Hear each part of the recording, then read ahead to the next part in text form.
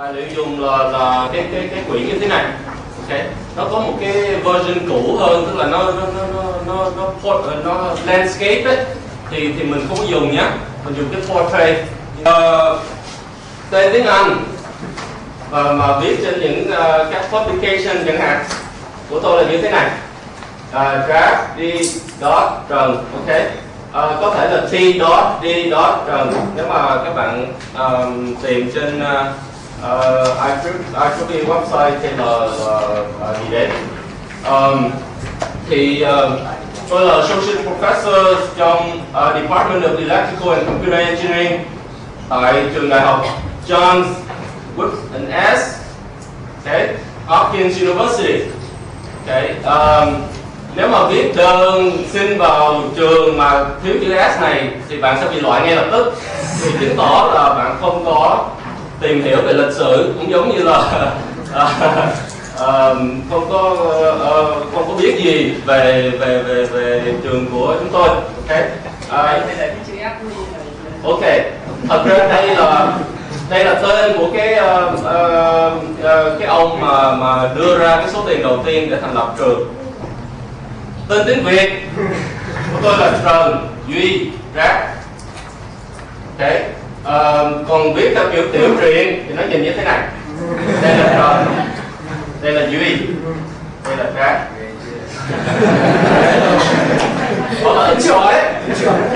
Ẩn sói. Thì trong 4 ngày sắp tới mình sẽ nói ok, so kể từ đây là bắt đầu tiếng Anh nhé. In the next 4 days, this is the overview of the course. This is what we will do. Okay, we will talk about, this is the main topic. Okay, image, video, compressions, and communications. Okay, certainly they have connection, right? Compression is to facilitate communication. All right. So these are roughly the 4 subtopics that we'll talk about. So in the first day, today, we'll talk about the fundamentals, all the major concepts, okay, the motivations behind the topic that we're trying to address. So basically, we talk about the motivation, the signal properties, the formats. We touch a little bit on information theory, cover some variable length coding techniques. Maybe if we would have time, we talk about quantization, which is the way that we can trade off bit rates for quantity. Okay. Then we talk about the overall transform coding framework. Okay, and we talk about JPEG and JPEG 2000. Those are image coders. Okay, still image coders that are very popular nowadays. Then we take the next jump into video coding and video coding standards. Okay, on the last day we'll talk about communications. Okay, so we'll try to tie up everything and show you the overall goal. Okay, so these are my personal goals for the course. Okay, we'll focus on big pictures, the key concepts, the most elegant ideas, and most importantly, no rigorous treatment. Okay, that means we're going to try to use as little mathematics as possible. Okay, so that might be a contradiction to a lot of things that we've been doing in Vietnam, right? We tend to think that fancy mathematics is the best way to go. Okay, but hopefully after the course you will see that a lot of the things that actually make the most impact industry-wise or that affects our everyday life, okay, can be achieved without rigorous mathematical treatment. What you need is really big time intuition, right? You have to be really practical. You have to be you must have very keen observations. Okay, so mathematical, we will have mathematics. And there will be mathematics homeworks and mathematics MATLAB, for sure. Okay, we're not going to run away from that. We need a strong foundation to build things, okay? But hopefully it would not be a major burden, okay? So the course is designed for the average students. I assume certain amounts of exposure to the SP, and I'm fortunate because Anh-Minh and Anh-Trường went ahead of me. Okay, they already cover a lot of the concepts I need. So I'm just gonna briefly review some of the fundamentals, and then off we go. Okay, we're not gonna spend time doing more mathematics to build the foundation. Hopefully the foundation is already been laid out. Okay, now a major part of the course is to provide hands-on experience with simple MATLAB exercises. Okay? It turns out that a lot of the things we talk about in lectures can be easily confirmed using MATLAB, using a few lines of coding. You don't have to be, so you can easily check out what I said and verify for yourself, okay? And be able to really understand what's being done in practice. Now I'm going to try to illustrate the applications of the previous two DSPSS courses. So you will have a chance to say to yourself that, oh yeah, I kind of remember why Anh-Minh and Anh-Trường emphasize certain parts of that course, okay? Because you're going to see it again, okay? And hopefully we're going to try to lead to future research and development. Okay? So this is not just a course covering the materials and then after that we're done. So hopefully we're going to open up more problems and hopefully give you some idea on what other people are working on nowadays in this field. Okay? Finally, fun. Okay? We're going to try to fun things. We're going to have a lot of nice images and video to play around with. Okay? And hopefully that will keep your attention. Okay? So the outline of today's talk, just today, is this. We take some time talking about image video properties and formats, because we need to understand what we are trying to deal with before we dive into the theories. Okay? So we're going to probe around, take a look around us, and try to convince ourselves that this is a very worthy field to be in. Okay, a very has a lot of open problems and important enough so that we spend our time on. Okay, and then after that we'll talk about the general, very generic image video coding framework. Okay, so that's the overall big pictures that every image video coding communication framework will have. Okay, we will identify the important modules, and then we'll go into each of the modules and try to understand why it works the way it does, okay, or why people design the modules the way it is. Okay. The second part of the course is on lossless variable length coding, which is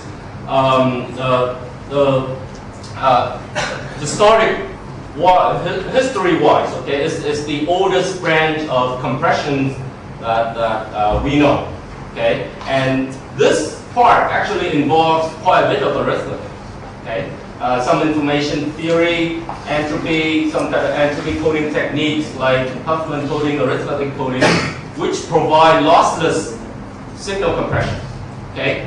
What you, after compressions and after decompressions, you get exactly your same signal back. No loss whatsoever. Okay? And then, if we have time to start investigating loss seed coding, which is the branch of compressions that allows trade-off between the communication bit rates, the storage space, versus the quality of the reconstructed signal.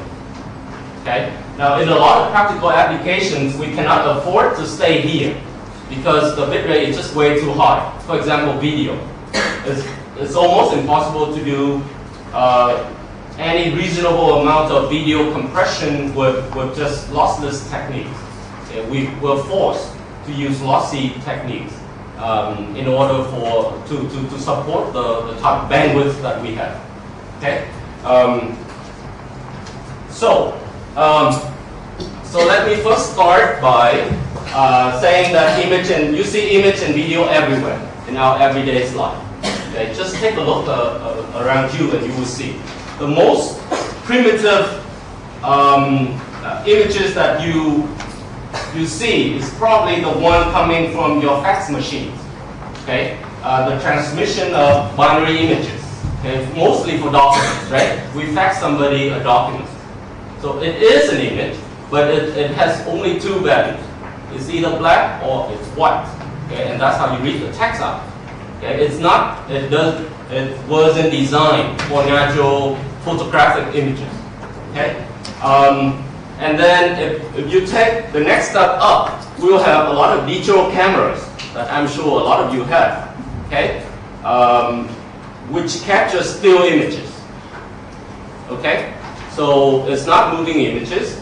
If you want moving images, you go to digital camcorders. Okay, some of the digital cameras also has video capturing capability, right? But it's not as involved as the digital camcorders.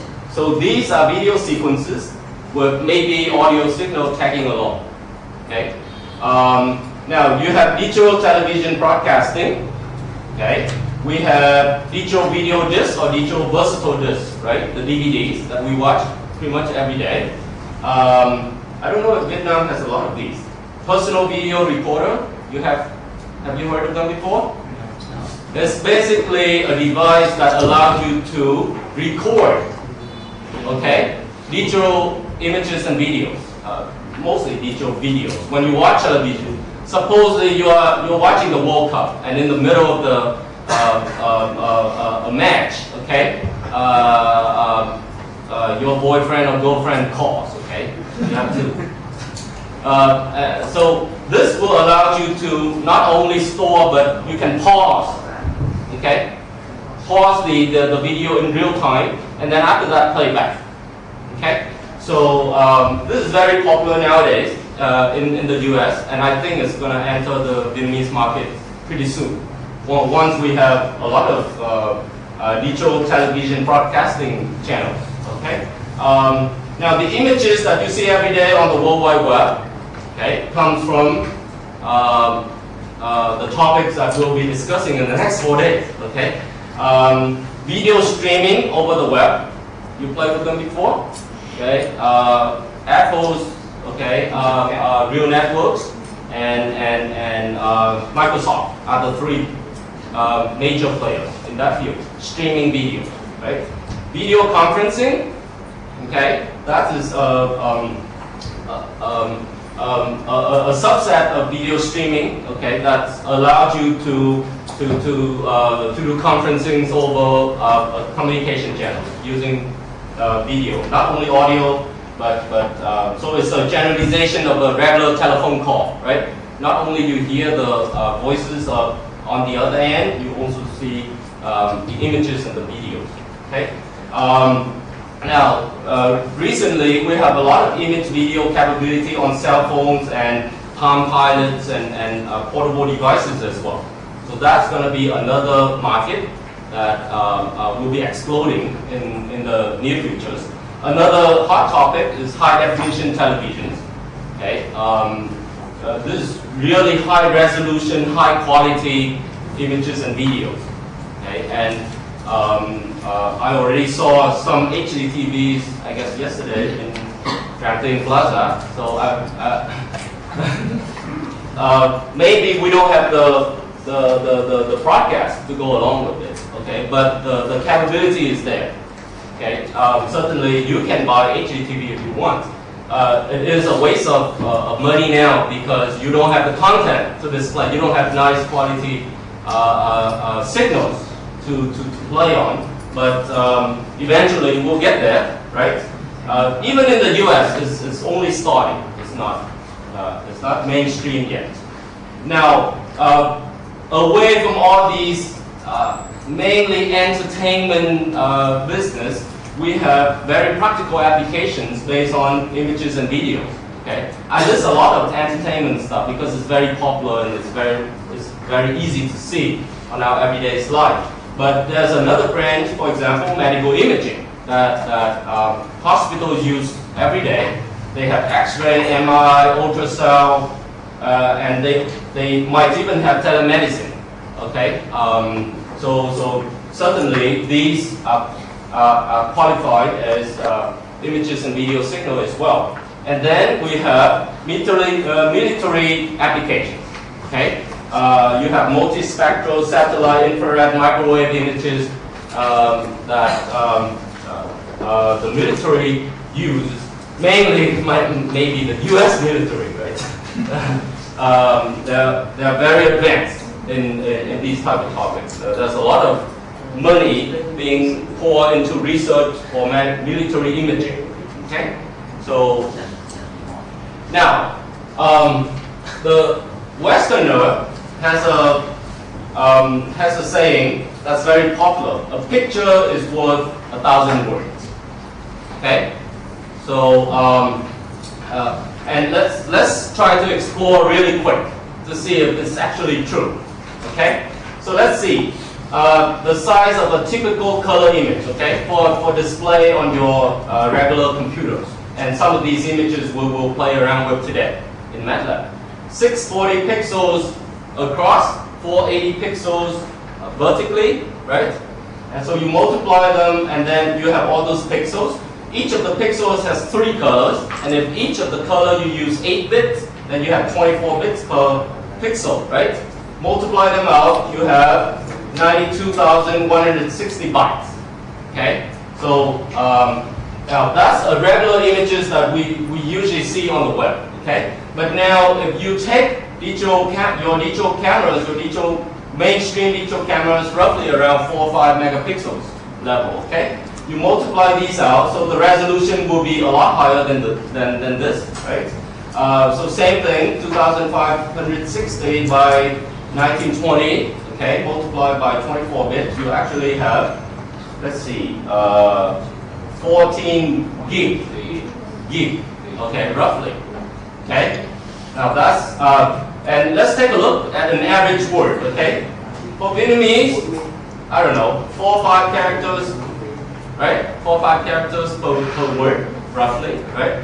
And suppose that you use 7 bits, that's ASCII, right? That's what we're using nowadays on our computers. 7 bits per character, you multiply everything out. So each word is about 4 bytes. Okay? Now 1,000 of them is only 4,000 bytes.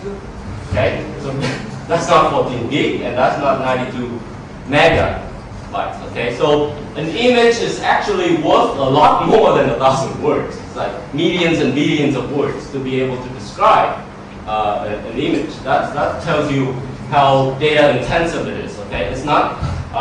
So we're talking about 2-dimensional, 3-dimensional data that has huge bandwidth.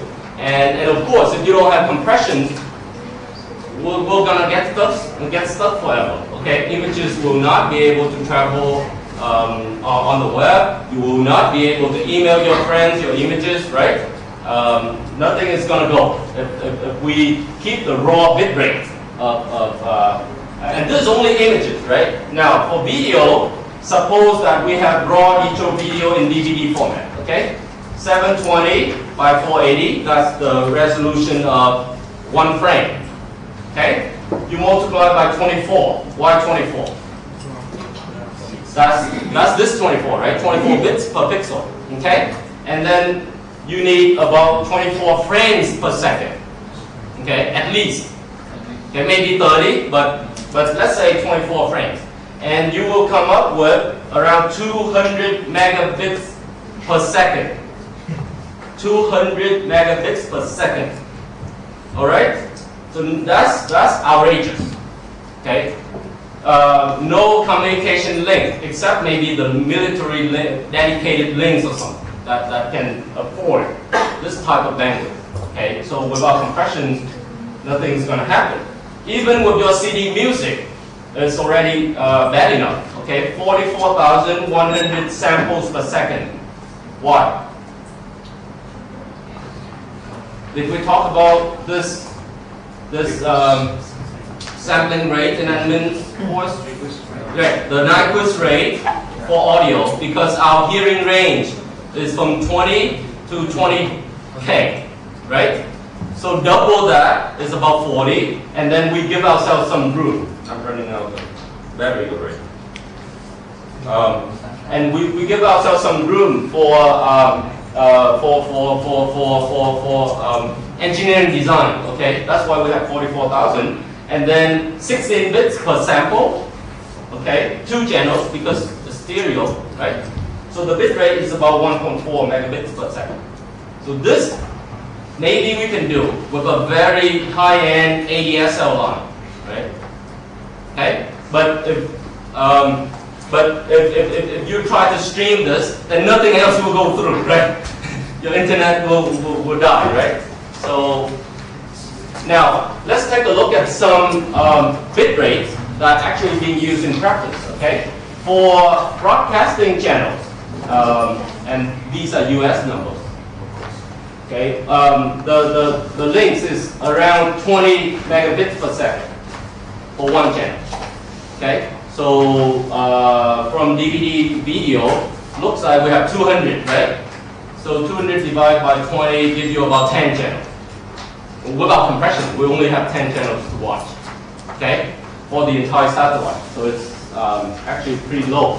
For DVD, there's a range of bit rate, typically 10 from 20 megabits per second. So this is with compression already.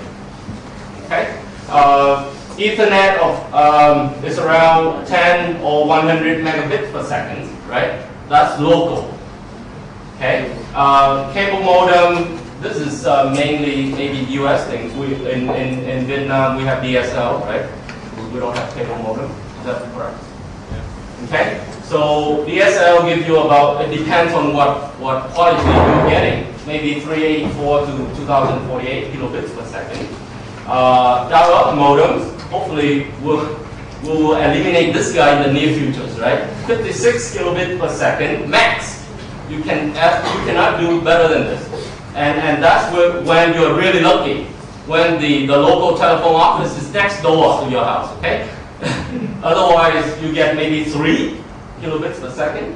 And with wireless cellular data, it can be as low as 9.6 kilobits per second.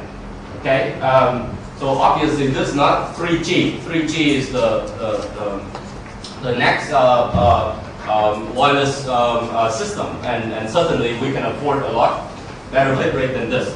But we have to wait a long time for 3G to be really popular. Okay? So compression is the same as efficient data representation. Okay? How do we store data in the most effective way? Okay? So data need to be accessed at different time or different locations. We have very limited storage space, very limited transmission bandwidth. Okay, so that's why we need compression. And better compression will lead to better communication capability for sure, because we can support lower bit rate. Okay. Now, an example for since you haven't seen DVR or personal video recorder before, the way it works is it has this. It's just basically like a computer. It has a hard drive that copy down the bit stream. Okay, and based on the quality that you pick. Okay, so the best quality give you about 7.7 megabits per second. Okay, and the basic quality or the worst quality give you about 2.2. Okay, and obviously you can observe right here that everything depends on the quality of the signal. That's the trade-off between signal versus bandwidth versus storage space. Okay, if you pick the best quality, you're gonna pay for it. Okay, you can only store 31 hours, 11 minutes of roughly of video. Okay, but if you pick basic quality, you're gonna bump that up by a factor of 3 maybe. So you're gonna get maybe 108 hours. Okay, now that's a tremendous amount of time. You can that means we can record all of the World Cup, for example, in that small little, right? We have about 64 matches, and each match gives you about 2 hours, right? So roughly, okay, maybe throw away Iran and so you can basically you can basically store the entire World Cup on that small little device. Okay, that's why it's very popular nowadays in the U.S., where people are working every day. They come home, everything is well taken care of. Okay, everything's got that you care about get recorded, and all you have to do is rewatch things on your hard drive. Okay, now so when we talk about digital signal, when we talk about signal processing, there are 4 classes of signals that you will encounter. Okay, so and I categorize them by this table. So you have the continuous amplitude. Amplitude means the value of the signals, okay, on the x-axis, on the vertical axis, and the time or space is based on the horizontal axis. Okay. Now, time means things like audio and speech. Okay, everything is a function of time, and space means images and video, right? The index lives in the on a space. Okay, so now, so you have 4 classes, maybe continuous amplitude, continuous time, that will be labeled as x of t, like this. Okay, so this is mostly where we spend our time doing traditional signal processing. Okay, this is analog or analog signal processing. In this course, we're mainly interested in this type of signal here, where you have discrete amplitude. Okay, see, the red dots can only be either this value or this value or this value or this value or this value.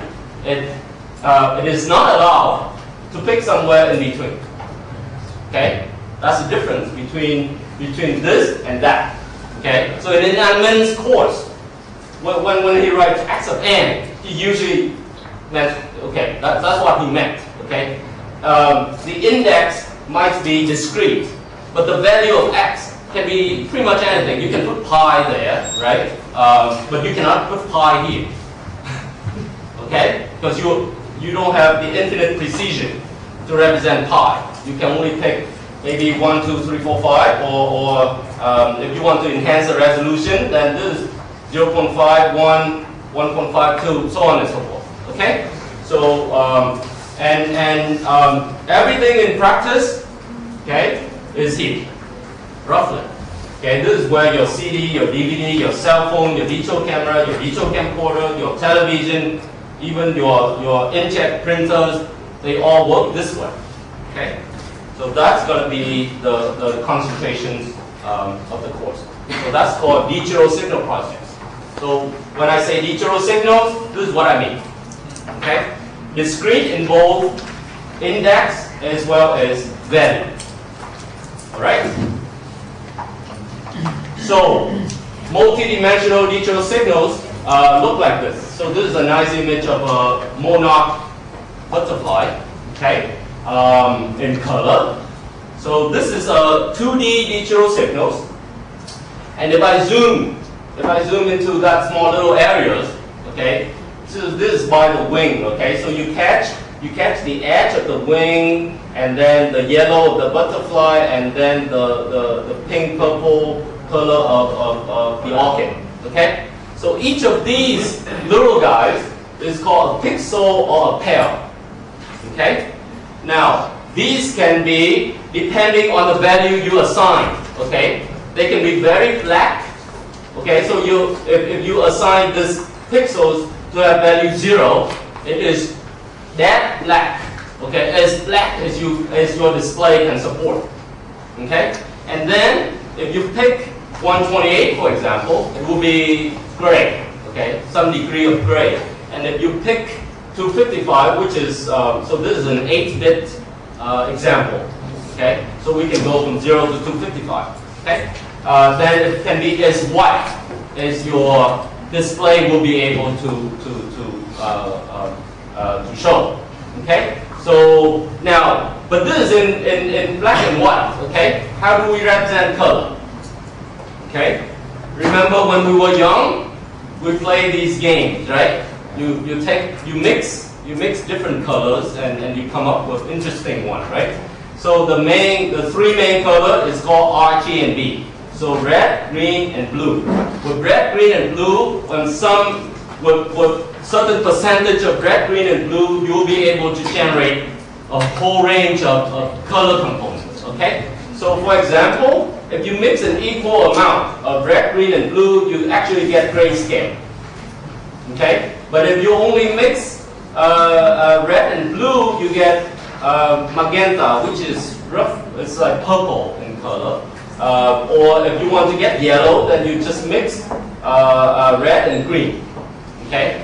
So the way that the digital display works is that they're using the same fundamental frameworks. Okay? So you have three color components, and you assign values to each of the components. These values determine how much red, how much green, how much blue you have, and that come up with a color 2D signal like this. Now video sequences are just a very simple generalizations of 2D, right? Instead of having one still image like this, you have multiple still images captured very close to each other. So we're talking about 24 frames per second. In 1 second, you have 24 of these passing through your eyes. Okay? And since it's coming through so fast, your brain automatically interpolates. Okay? And you see a smooth moving images. Okay? If you reduce the video rate down to maybe 3-4 frames per second, it's going to look very junky, right? I don't know if you have experience with video phone. That's bad quality video phone. Okay? Okay, you might wave your hands and then your mommy will totally miss it. She will not even see that you are waving. Okay? Because it's not sampling fast enough. Okay? But if you have 24 frames, 30 frames, then everything becomes continuous and smooth. Okay?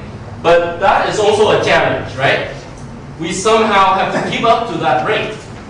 We have to keep up to that rate. If we're not doing, if our design system, now today, to give you an examples, we'll take a look into some of the color spaces that we use. Okay, RGB is just one way, but there's a lot of correlation between the R component, the G component, and the B component. So people think of a way to take away some of the correlation between the three color components and maybe represent things in a different color space. So one of the different color space is called YCRCB. So Y stands for luminance, or the grayscale component. The nice things about this color space is that if you have a black and white television, then you simply throw away these two components, the color component. You just display that, and automatically you get black and white TV. Okay, but if your TV actually has color capability, then you add the CR and the CB space, and then you get back your color. Okay. So YCRCB, also known as YPRPB, is used in component video. Now, when you go home tonight, and I want you to take a look at your DVD players in the back. Okay, the high-end DVD player will have component out.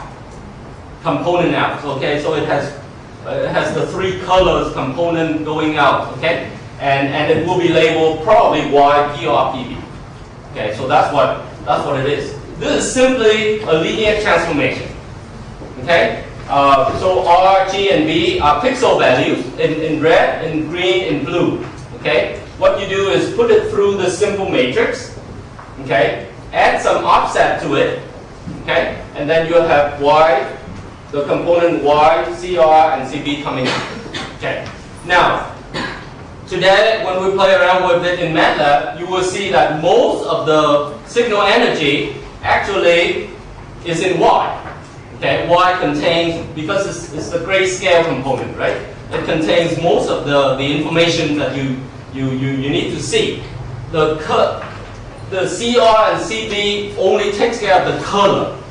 Okay, so it has a lot less energy. Now, we talked about sampling before, right? Okay, we can do sampling without losing signal components based on the maximum bandwidth, right? Based on the maximum frequency.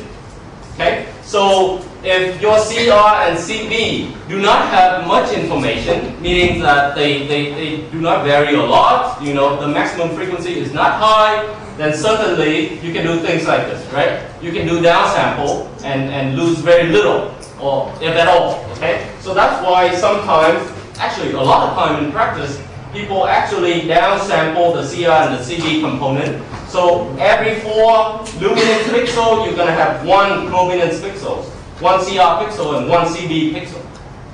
Okay? So a total of 6. The group has 6. 4 Y guys, okay? 1 CR, 1 CB. Okay? And today in MATLAB, we're going to play around with this video sequence, okay? And you'll be able to verify for yourself that it actually works, and you can actually see the video. You can see how does the luminance space look like, how does the chrominance space look like, okay? Now, to give you a little peek into, okay, so this is what the MATLAB exercise will do. Okay, we'll take a color video, for example, right? And you'll be able to extract. This is how the luminance or Y look like. Okay, as you can see, this is just a black and white version of that color image. Everything is here. Okay, you can certainly recognize the person and everything. And look how low frequency these guys are. These are the color components. Okay, it doesn't have strong edges, right? It doesn't have a lot of variation, a lot of texture. It seems to be very smooth. So these are the color components. Now this comes from a different color space. This is the YUV color space, which is another way, another linear transformation that people use to map RGB into YUV. Okay, so this is color, this is luminance, black and white, and this is the color, U and V for color. This is typically used in broadcasting, okay, in digital video. When people broadcast video over, say wireless communication channels, people use YUV. Okay, so this is now basic. So let's just take the matrix the way it is, and if you want to read more about it, you can do a quick Google on YUV, right? And then you can read all about how do people come up with these numbers. Okay, there's actually a reason why. Okay, but we don't have time, so we're gonna bypass that explanation. Now, so for raw video, this is typically how people will store video signals. Okay, and this is the format of the video being stored in the computer that we'll play around with in MATLAB today. Okay, so basically it's a concatenation of frames together. Frame 1 followed by frame 2, followed by frame 3, 4, 5, 6. Okay, and for frame 1, the first part will be the Y, and then after that followed by CR, CB, or U and V. Okay, and then this is for frame 2. This is another Y, another CR, another CB. So if I give you a long video file, like megs and gigs of data, okay, and I ask you to say extract frame 131 for me, then you have to compute inside your head how many pixels do you have to skip, right? And then you go here, you read this guy out, and then you start reading these guys out. You store it into a matrix, and then you display. Okay, so that is how people store raw video. Okay. Now the resolution. By resolution, I mean the size of the frame. Okay, so there are several popular sizes, okay, that are typically used in practice. What we have for you to play around with is mainly CIF or SIF or QSIF. Okay, QSIF is a very small video format. The resolution is 176 by 144. It's meant for your cell phone. Okay? We don't have a lot of resolution to display anyway, so we're going to play this. Okay? But it's good enough for us to really, see what's going on and check out just the very fundamental data. Okay. Now, if we have more display, then maybe we step up to SIP, which has double the size. You take this, you multiply by 2, and you get 352 by 288. Okay. And the color component, since we do downsample, we go back to QSIP. Okay. And the frame rate is typically around 24 to 30 frames per second. Okay. And we usually use 8 bits to describe a pixels. So you can easily compute how much memory you need in order to store 100 frames of SIP or QSIP raw without any compression. Okay? Now, for TV, we start to step up, okay? Because your TV actually has a lot more pixels than just 176 by 144. So usually about 500 something lines of resolutions, okay? So for NTSC, which is I guess the broadcasting format in America, in the US, then it's 704 by 480, and then 30 frames per second interlace. Okay, now I'm going to delay this word for the next slides. Okay, now for your DVD, it's NTSC. Resolution will be roughly around 720 by 480, 24 to 30 frames per second. Progressive. Progressive means you're going to go line by line. Okay, so for the next slide, this is for progressive. Okay, the scan line will go line 1, then line 2, then line 3, then line 4. Okay, just continuously. So you need a very fast scan rate. Okay, for interlace, you do it in 2 fields. There's an odd and even, like this. Okay, so first you update the odd field, then you update the even field. Okay, so if you do effectively, you reduce the scan rate.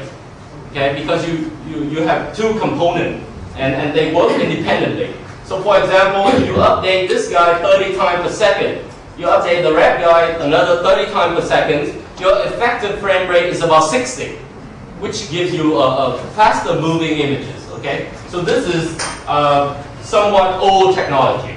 We will start going away from interlace because now our displays are getting a lot better, and we have plasma television, LCD television that can or your computer monitor that can support very fast scan rate. Okay, so we don't need interlace anymore. This technology is developed in the 50s because we don't have enough speed to display. Okay, now high definition means this. Okay, and maybe now it hasn't come to Vietnam, but you can bet on it. In the near future, it will. Okay? So what happens is you have a lot higher resolution. So these are the 4 types of high definition television format. 720i, 720p, 1080i, 1080p. Okay? And these numbers come from the vertical direction, the vertical dimension. Okay? So 720i means the resolution is 1280 by 720, and it's interlaced like this. Okay, 720p means 1280 by 720, but progressive, meaning you will scan each line, okay, one line after the other, continuously. Okay, and the true mega, the highest end of HD TV will be 1080p, which has an outrageous resolution, 1920 by 1080, progressive. And imagine if you have to do this with 30 frames per second without compression, nothing is going to work. Okay, so that's why we worry so much about video coding. So I have a whole lot of still images just for an example for you to see. These are very popular images that we use in research every day, and you will get a chance to play around with them in our math lab assignments. Okay, so it can be portraits of nice-looking people. Okay, it can be landscape. Okay, it can be a picture of an object. It can be buildings, cars, whatever. Okay, natural images that you just go out with your digital camera and take. Now the second line comes from images that might be not as popular as the first one, because you certainly cannot just take your regular digital cameras and be able to capture these things. Okay, so this is a fingerprint image.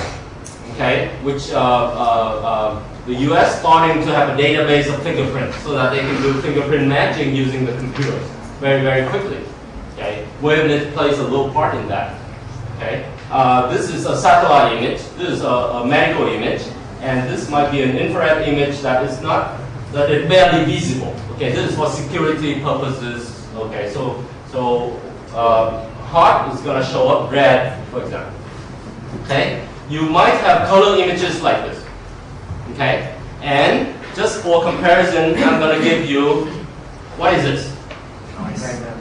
This is random noise. Okay, and obviously, so just take a look at this. Okay, these are images that we actually encounter in practice, and this is random noise. You see any difference? What is the difference? What is the difference?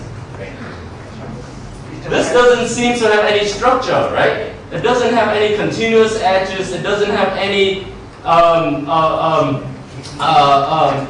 homogeneous region. It doesn't have anything that looks interesting, right? And it's just basically it. So this actually carries a lot of information. I cannot compress this.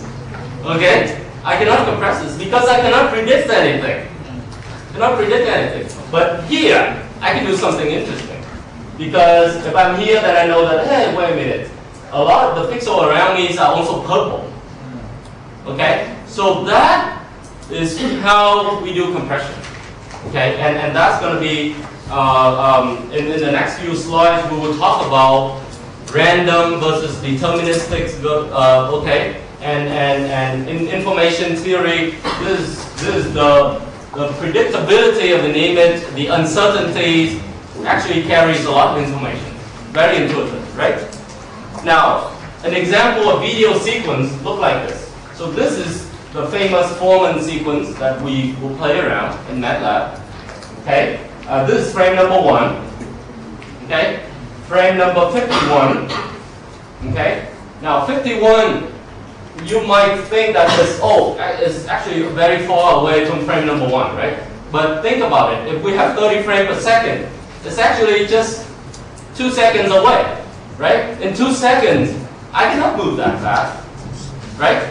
So there's a lot of correlation between frame 1 and even frame 51, right? Now imagine frame 1 and frame 2. Well, I did not show it because it will look identical, basically, okay, to our regular human eyes. Look exactly the same, okay? Now in frame 1 and frame 51, you start seeing some difference. Okay, and then this is frame 71, this is frame 91, this is frame 111. Okay, as you can see, now just observe the video sequences, and we learn a lot of interesting things. Okay, first of all, it still have the structures as a regular image, right? Still have nice edges. You can still predict people. You can identify eyes, nose, strong structures. Okay, that's in the spatial domain.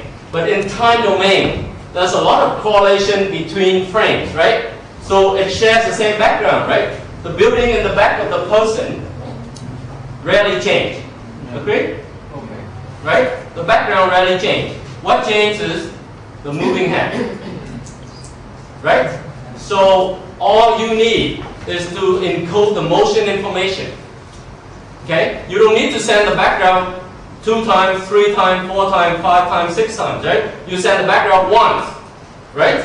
And then after that, you update the foreground or the persons that stand in front, okay? And that will do it. So that's the main behavior of a video sequence. And that's why in video coding, whoever does motion well wins, okay? Because the correlation is just way too much between frames. So we need algorithms, mathematical algorithms and techniques to analyze motion, to take away motion. Okay?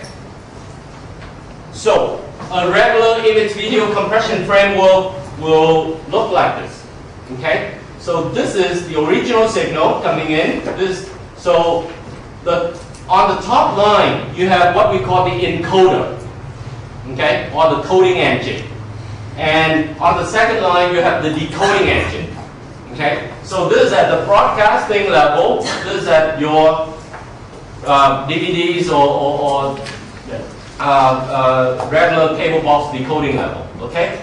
It will go through the compressed video bit stream. We'll go through something we call a communication channel. This can be wired, can be wireless, can be lossless, can be lossy, right? It depends on the situation.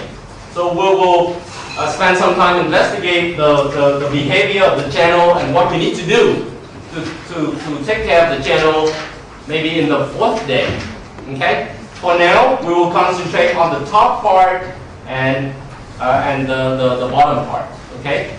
So what does T, Q, and E mean? By E stands for entropy coding, okay? So this is the lossless coding engine. Usually, this is the lossless coding part. So if you have the perfect channel, no loss, okay? You take a look at the signal here and here, it looks exactly the same, okay? So this is the part where you will need to investigate information theory, variable length coding, and these are very popular coding techniques that people use in practice that we will study in this course. Huffman coding, arithmetic coding, and run length coding. Okay? Now, the second part is Q, stands for quantization. Okay? And it's red because it has that alert signal, because we actually throw away information for quantization. And this is very important. You are throwing away information. You have to make sure that you throw away trivial information, okay? Information that you don't care about, right? You don't want to throw away your main part of the signal energy. So we have to really pay attention to this, okay? Because this box controls the bit rate. It controls, what is the amount of compressions versus the reconstruction quality. Okay? And then T stands for what? Prediction, transform, decorrelation engine. So in Andron's course, wavelet, okay, is part of the T box. Okay? Your forward wavelet transform is this T. Your inverse wavelet transform is this T inverse. And typically, they have perfect reconstruction, right? That's what he cares so much about. He keep on talking perfect reconstruction. Okay, so in these three boxes, only Q actually throw away information. T, most of the time, give you perfect reconstruction if you design it right. Okay, E also give you perfect reconstruction if you design it right. So our job is actually pretty simple. All we have to do is play around with the Q box to make sure that everything is okay. Okay, and that's how we have a lot of control. Okay, now, so that basically ends my overall framework. Typically, when do we take a break? 9 or 9:30? 9:30, right? Okay, so let's go on. Now, the second, next I want to talk about deterministic versus random. Okay? And this is important because when we design a system, we need to know what do we design it for. We need to know the behavior of the signal. Okay? And we have to make sure that most of the time it should work. Right? Okay? So deterministic means a signal whose values can be specified explicitly. Okay, fully described, for example, a sinusoid. Okay, cosine or sine. Okay, you know exactly. If I give you a time index, you'll be able to give me the value of the signal. Agree? And this is what we play around with pretty much all the time in exercise, right? Because it's easy to analyze something. Okay, but in practice, we don't have deterministic signals. We never do. Okay, we actually have some kind of a random signal. Okay, digital signal in practice must be treated as some type of random variables or some type of a random process, they have certain behavior, certain characteristics, okay? But they never, you can never specify. You can never specify what is the pixel values in whatever movie ahead of time, okay? Unless you observe it, okay? So when we design a system, we design it for the future. We design it so that it works well in most cases, most of the time. So that's why we have to care so much about the randomness and the random behavior of the signals. So in order to study this, we need a little bit of probability theory, okay? So the study of random outcomes, the random events, things that you studied with in the last lecture of Edmund, right? Stochastic processes, random variables, expectation, things like that, okay? Now, we don't need a lot of that, but we need a little, okay? And we will try to use mathematics to capture the behavior, the real behavior, or the random random outcomes and events, okay? So this is just review, so I'm going to go through it very, very quickly, okay? I hope that all of you guys have been exposed to this and know this pretty well, okay? So a random variables is actually a mapping, right? From you assign a real number x to an outcome of a random experience. So throwing a coin, for example, takes on two values. It's either head or tail, okay? Throwing a dice, right? Okay? Throwing a dice, you have 6 values. 1, 2, 3, 4, 5, 6. Okay? So that's what it is. Okay? So x 1, 2, 3, 4, 5, 6 or 0, 1 is the value. Okay? And the act of throwing the die, throwing a coin, is the random variable. Okay? Now, an example, so I have the example here already. Another example might be the temperature outside our lecture hall right now at any time t. That's a random variable, right? You have a rough idea of what it is, but you can never know for sure unless you take a thermometer, you go out and you measure, right? Okay? So we have a rough idea. This is July. We're in Hanoi. Okay, maybe we're talking about 31 Celsius or something. Okay? So it's random, but it doesn't mean that we cannot predict it. Okay? We have a pretty good idea of what it is, but we do not know for sure. For example, another example will be the pixel values at any location x, y in any frame n of a future Hollywood blockbuster. Okay? You can never tell me the exact value. Okay? We know the behavior, but we can. Okay, so that's why we need random variable and random process. The most important concept that I need, okay, is called probability density function, which defined as a function f large x of little x.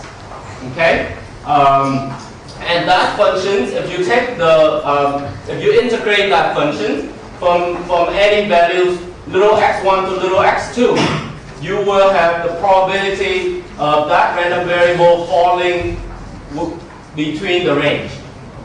Okay. So that is the most important concept that we need in the 4 days. Okay. Now this is nothing more than roughly a histogram of x.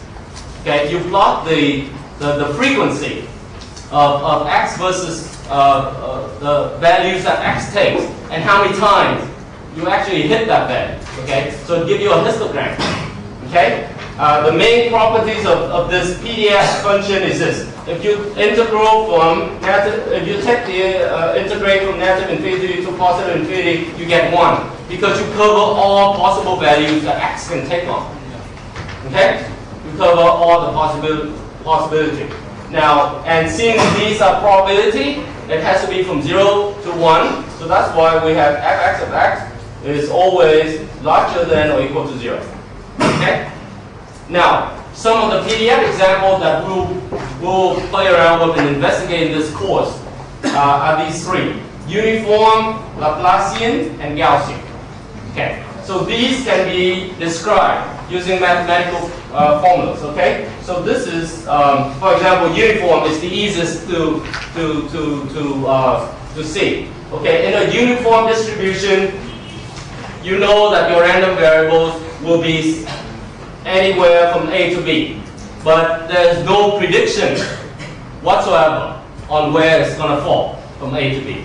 Okay, you know that it will be some from A to B, but the probability that it will fall at A, at B, or maybe in the midpoint of A and B is exactly the same. It's roughly this value. Okay, the probability is 1 over the range. Okay, and that's it. So and if you are outside of the range, it is 0. Now this is the worst case scenario for compression. Okay, later on we're going to see that we hate anything that's uniformly distributed, because there's just nothing I can say. Okay, I cannot predict anything. Okay, but there's a lot of things that we can say about the Laplacian or the Gaussian PDF. Okay, Laplacian is important because in compressions, after the transform, usually if you plot the transform coefficients, for example, you take the weighted transform of an image, okay, and then you plot the PDF or the histogram of a subbank, then it typically look like this. So it has a strong tendency. Usually, and in a good transform, this mu is usually 0. You have a lot of 0 or close to 0 coefficients, and then you have a very few larger dots. Okay, and that allows us to do very efficient compression on it. Gaussian is also very popular, especially in engineering. Okay, pretty much we use Gaussian to model anything random. So you certainly have heard of Gaussian noise before, right? Gaussian noise means noise that behaves in a Gaussian way like this. Okay, it has a mean, and if you have to say something, if you want to predict the noise, for example, you start here at mu, right? Because it gives you the highest probability that you will hit it right, or close to mu. Okay, and then sigma here is the variance, which tells you how pointed the head is. Okay, so and how spread out the information will be. So these are the type of PDFs that we'll be playing around with, and hopefully we will convince you tomorrow when we start playing with MATLAB exercise that the transform coefficients, being either the discrete weighted transform or the DCT or discrete cosine transform, they typically behave this way. Okay? So, discrete random variables are random variables that take on only discrete values. So, for example, a discrete histogram, an example would be how many heads in 3 independent coin tosses. Then the chance that you have no head is 1 over 8. The chance that you have 3 heads is 1 over 8, so on and so forth. So this is the type of discrete histogram that doesn't exist in between, okay? And it only exists at very specific values that your random variables will take on. So instead of having a continuous PDF, we'll have a PDF that might look like this, okay? And we can describe the PDF by the linear combinations of the deltas like this. So the delta is the function that you have been using all the time in Edmund's course, right? So this has value 1 when x is equal to xk only. Everywhere else is 0. So this is another way for us to describe discrete random variables. Now let's take a little time talking about expectations. The expected value of a function g of x, any function g that you want, okay, is denoted as e g of x. What it means is you take the function in here, combine it with the PDF of x, and you integrate from negative infinity to positive infinity. Okay? And you can easily show that expectation is linear. If you put a x1 plus b x2 in, you're going to get the expectation a times the expectation of x1 plus b times the expectation of x2. Okay, and you can see that immediately from plugging in the formulas and then split it down into 2 intervals. Okay, you can easily show that expectation of a constant is itself. So this has no randomness to it, right? a constant always is a constant. Pi is pi, E is E. You know exactly the value of it. There's no randomness in a given constant, so the expectation is itself. Now, the expectation, the intuitive meanings of expectations is the mean. Okay, the most intuitive use of expectation is the mean, which is the average value of the random variable.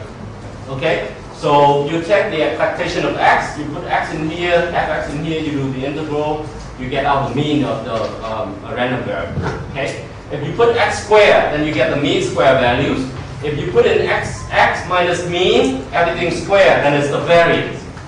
Okay, and you can easily show that expectation of x squared is equal to the mean everything squared plus the variance plus the mean squared. Okay, so that's easy, just 2 lines of mathematics.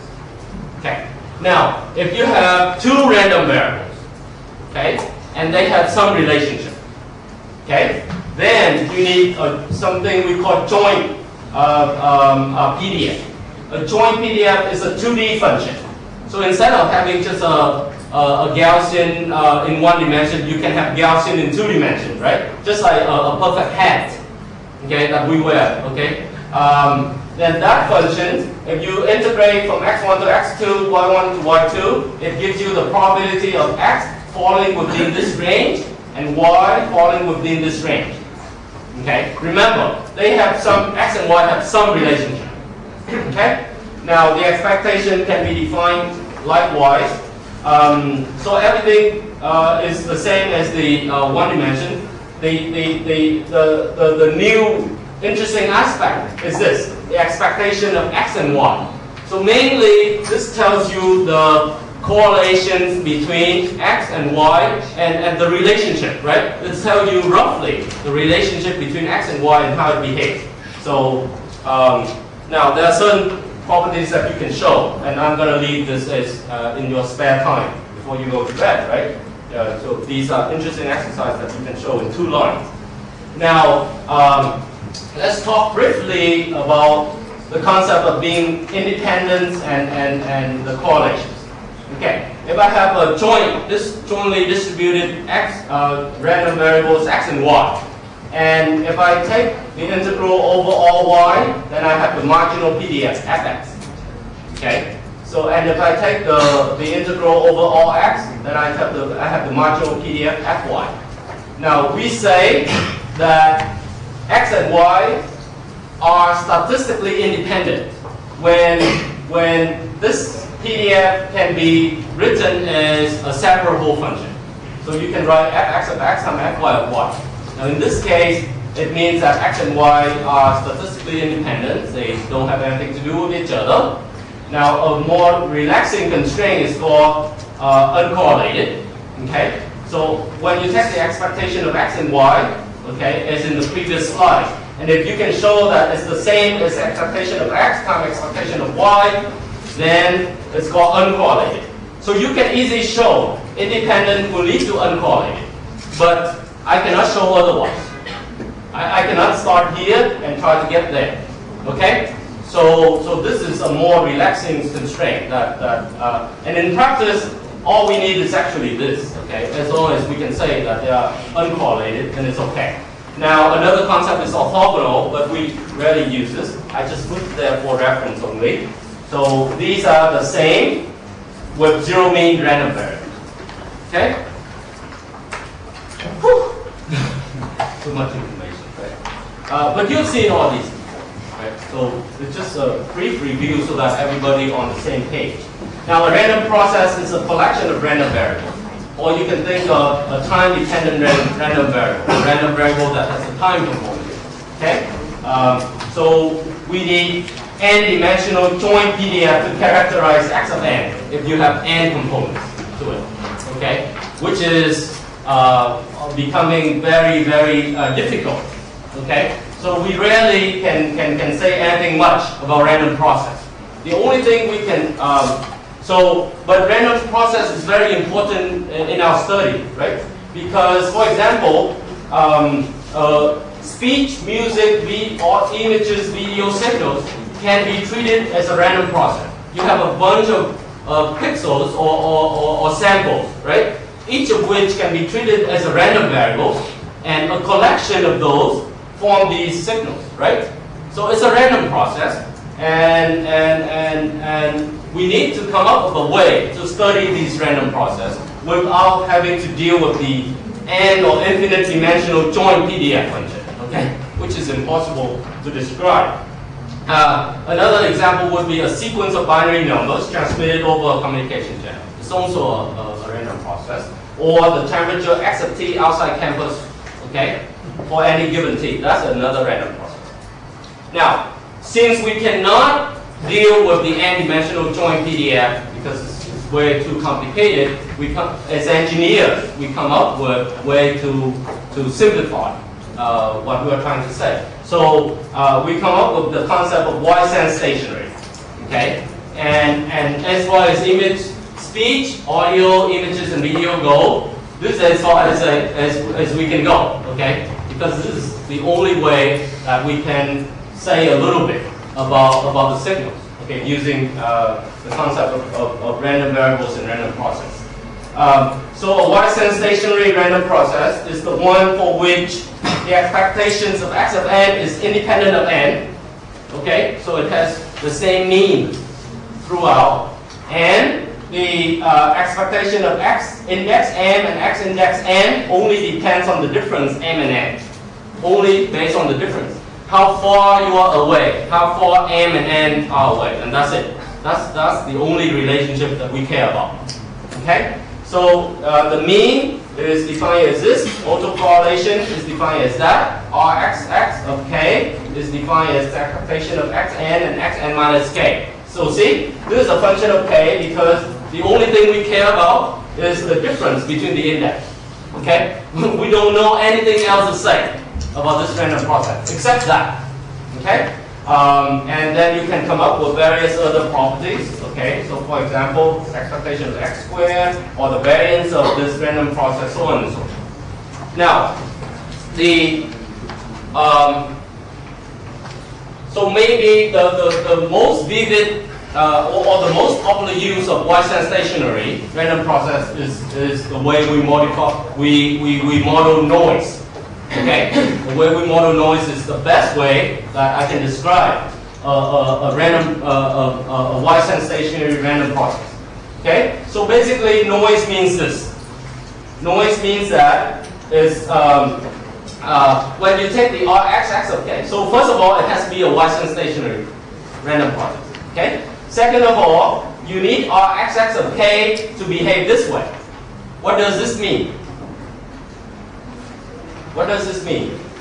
What is Rxx of 0? Rxx of 0 gives you sigma x squared. Okay, so that's the expectation of between you and yourself, right? So certainly it has something to it, okay? But then when you take Rxx of 1, what does that mean? Rxx of 1 means the correlation between you and your neighbor. The correlation between you and your neighbor, right? Right? And that comes out to be 0, meaning that you have nothing to do with your neighbor. Okay, your neighbor doesn't have anything to do with you. You're totally different. There's nothing we can say. Okay, so that is a wide zero mean wide-sense stationary random process. And if you plot the so if we define the power spectrum of a wide-sense stationary random process as the Fourier transform of Rxx. And when we plot it, we plot this. Okay, we take this through the Fourier transform. You study Woodman, right? Put it through the Fourier transform, you're going to show that Sxx look like this. Okay, now, which means that in frequency, okay, this noise has infinite frequency, and it has the same signal energy on all frequency. Okay, this is quite powerful, right? So this is the worst case. That is as far as compression goes. This is the worst things that you can ever expect to see. If you have white noise, forget it. There's just nothing we can do about it.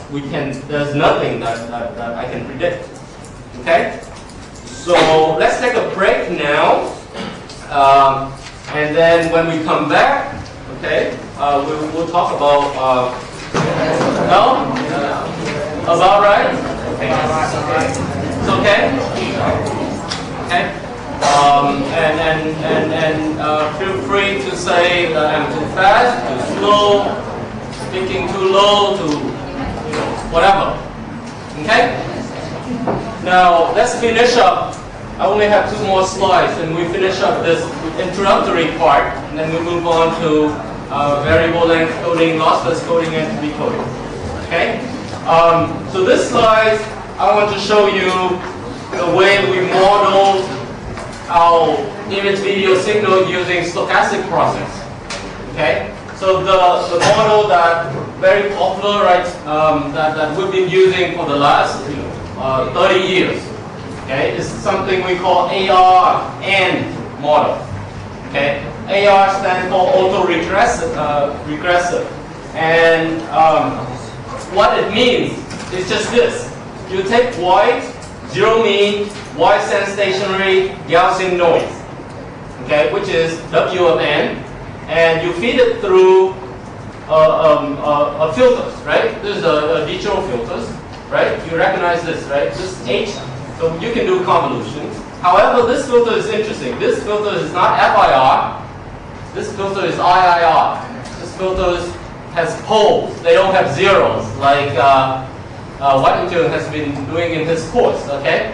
This filter is a feedback type of filters. You implement this filter using feedback, and H of Z can be described as this: 1 over 1 minus summations from N. 1 to large N of A N Z to the minus N. So this large N is the highest order of the filters. Okay, it's the order of the IIR filters. And for speech, N can be anywhere from 10 to 20. Okay. For images, take a look at this. All we're doing is N equal to 1. Okay, and that's all I need, because all I care about is how my neighbor look. That's all I care about, how my neighbor look. Because if I can predict myself from my neighbor, most of the time I'm going to be doing okay. So for images and videos, we usually use this AR1 model, and then A1, which is the coefficients here, is called rho, or the autocorrelation coefficients. And for images, people pick 0.95. Okay, that's just the way people use it. So let's see how can we visualize this AR1 image model. Okay, for X of Z, so X of Z, which is the output of this box, okay, is just simply H times W, right? So we learned this from Mandarin course, right? Multiply in Z domain or frequency domain, and if I substitute everything in, I have W of Z over 1 minus rho Z to the minus 1, because this is AR1 model. Okay? Now, simple manipulation give me X of Z is equal to W times this, right? So W times this. Okay? So I will have WZ plus rho times Z minus 1 X of Z. Okay? Now, how do we get back to the time domain?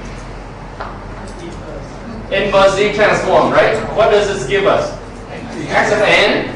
This, what will this give us? W of N. What does this give us? Rho times, right, X of N minus 1. Okay? So in time domain,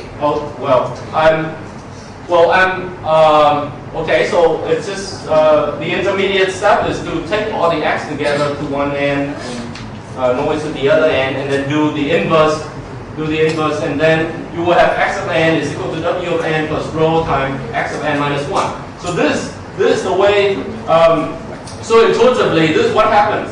You are sitting at index N, you have about 95% similarity with your neighbor, right? And then there's this little noise component, right? This is the variation. This is controlling the how far you're away, right? So most of the time you're very similar to your neighbor. Okay, you're only off by this small little noise component. That's all. So that's what AR1 image model looks like. Okay. Now, maybe I can do, if I can get out and do something real quick in MATLAB to show you.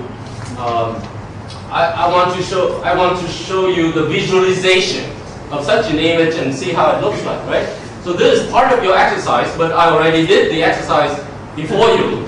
So I'll give you an idea of what to expect, okay? So y is AR, this is the functions in MATLAB, and if I pick this, the correlation coefficients row, and I'm going to put down 0.95, which is what I just showed, okay? This is the size of the image, and this is what being generated using the recursive formulas, okay? So I generate y noise, right? And I feed it through that filters, right? And I try to display it as an image for you to see. So if I do y, okay, which, come on, okay, and then let's display.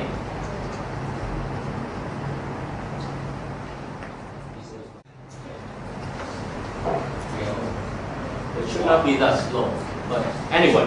So this is how it looks like. Okay. So you typically this image is pretty smooth. Okay. It cannot generate the strong edges like we see in regular images, right? Because most of the time you are 95% the same as your neighbor. There's only that small little fluctuation. So it's hard to come up with a model that can capture edges and stuff. Okay, but if you this is the best model that we have so far. I mean, there's just nothing else that actually works. Okay, so now if I put we can play around with correlation. For example, if I put 99999 like this, you would expect what? A smoother image, right? Or maybe even the same, right? Now, so yeah, true. I mean, it looks smoother, okay, and a lot more similarity between components. And if I choose a very small number, okay, if you want to see white noise, what do I put here? I just want to see white noise. 0, right? Because if I put 0 there, there will be no more recursive. X will be equal to W, right? So this is white noise. That's white noise. There's no correlation whatsoever. You don't see the relationship anymore, right? So this is how we model an image using stochastic processes. Okay? Excuse me, what does AR mean? AR means autoregressive. We need this slide because we need to evaluate the performance of our system. Right? When you do compression, when you throw information away, you need some kind of similarity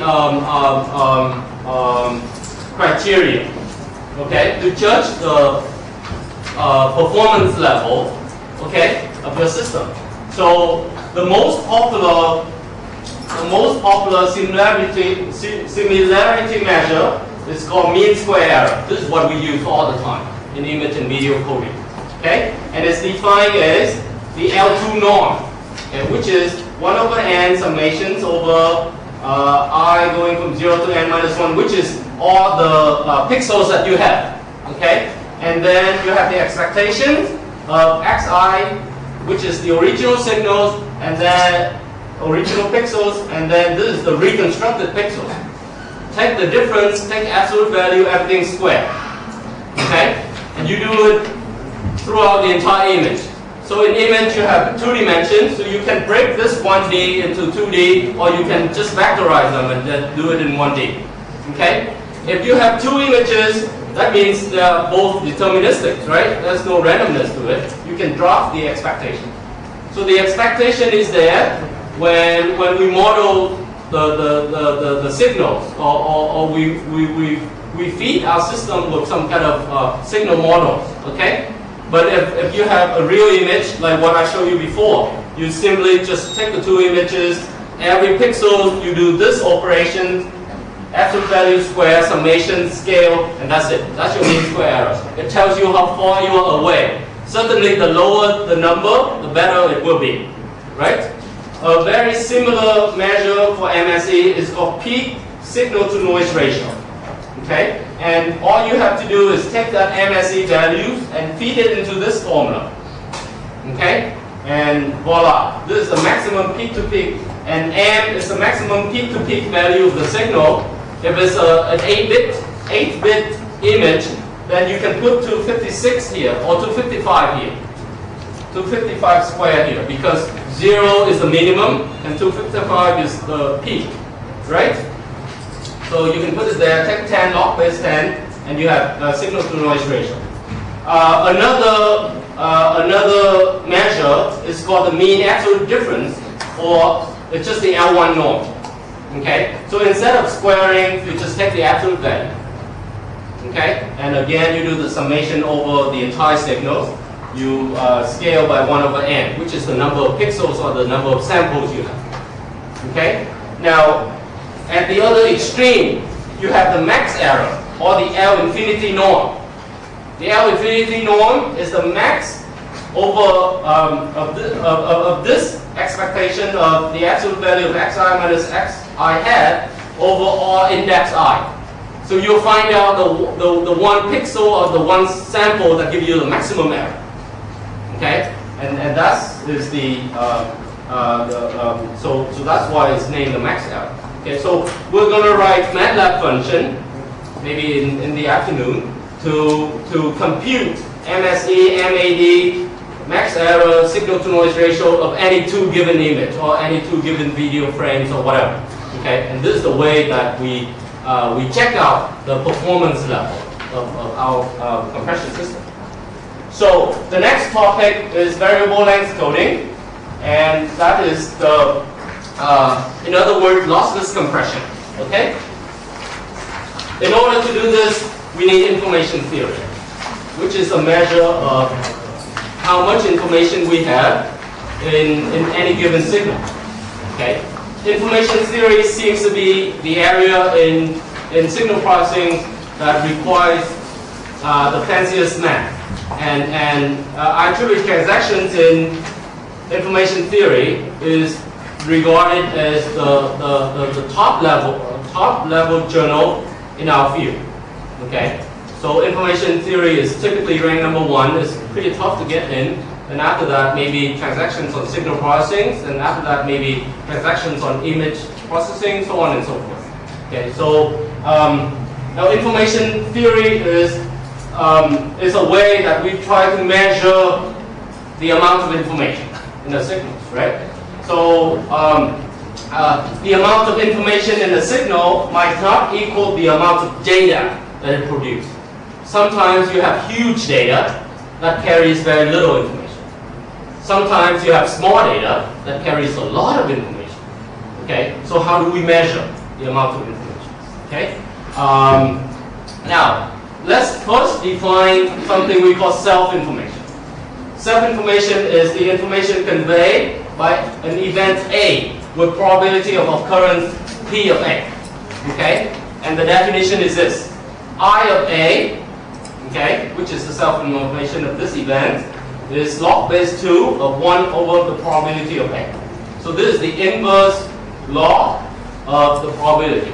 Okay? If you want to plot this, it will look something like this. Okay? So intuitively, what does this say? Okay, this is the probability of occurrence of an event, and this is the self-information. What it says is, if you know that the event is bound to happen, it carries very little information. Right? Because we can predict it. Right? There's nothing new, right? Verbal, right? Okay? So this carries little information. But if there's but if the probability of occurrence is very, very, very small, that carries a huge amount of information. Right? Just on a probabilistic level. Okay? Of one single event. One single event. Okay? So does that make somewhat intuitive sense? Right? So let's take a look a little further, okay? Now I claim that the amount of information is equal to the degree of uncertainty. Okay? The amount of information is equal to the degree of uncertainty. So these are the statements that I would claim, okay, from my perspective. Okay? Carry very little or zero information. Okay? Sun rises in the east. Okay, maybe it carries a lot of information back then before in the dark ages in Europe. Okay, but now it carries very little information. Little kids know it. Okay, if an integer n is greater than 2, then a to the n plus b to the n is equal to c to the n. It has no solution. It's non-zero integers a, b, and c. So this is Fermat theorem, right? Just got proven. Okay, we run an outrageous number of simulations and we cannot find anything. So it's the chance that this is true is really, really, really high, right? So it carries very little information. Now, little information means something like this. It will rain in Hanoi next week. Okay? Maybe true, maybe not. Okay? But the chance is pretty high. Right? The chance is not that bad. So it will carry some information. Vietnam will join WTO within the next 3 years. Okay, there's nothing certainty about this. Okay, but you know there's a reasonable chance that it will happen. So these are statements that carries a little bit of information or half the amount of information, whatever you want to think about. Okay, so let's take a look at something that has a lot of information. Okay, a Vietnamese mathematician proves P is equal to NP. Oh my God, who is that? How did he do it? All these kind of questions, right? Yeah, this carries a lot of information. You know what P equal to NP means? Right. Okay, so this is a classic problems in computer science, right?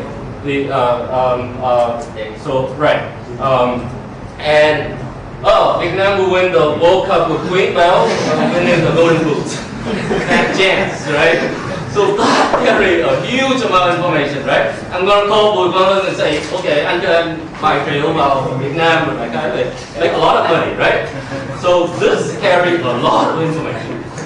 Agree? Okay? So the amount of information, as we can see, it depends on the degree of uncertainty of the event. If we can predict it, then it carries very little information. Okay? And that's how we are able to perform compression, because we can predict the behavior of certain pixels, certain signals very, very well. Okay? Let's take a look at two extreme cases. Okay? Tossing a fair coin. Okay? I don't know how Vietnamese coin look like, but in the US there's a head, there's a tail. Okay? So maybe we're the same. If tossing a fair means you don't do anything funny to the coins, right? Just like a regular coin you toss, and probably half of the time you get head, the other half you get tail, right? So in this case, doing compression is meaningless. There's just nothing we can do. Okay, so let's forget source encoder, source decoder. There's nothing we can do. Okay? So in this case, the probability of x equal to, which is a random variable having value head, or x random variable having value tail, is roughly the same, 1/2. In this case, you would expect maximum uncertainty, minimum redundancy, okay?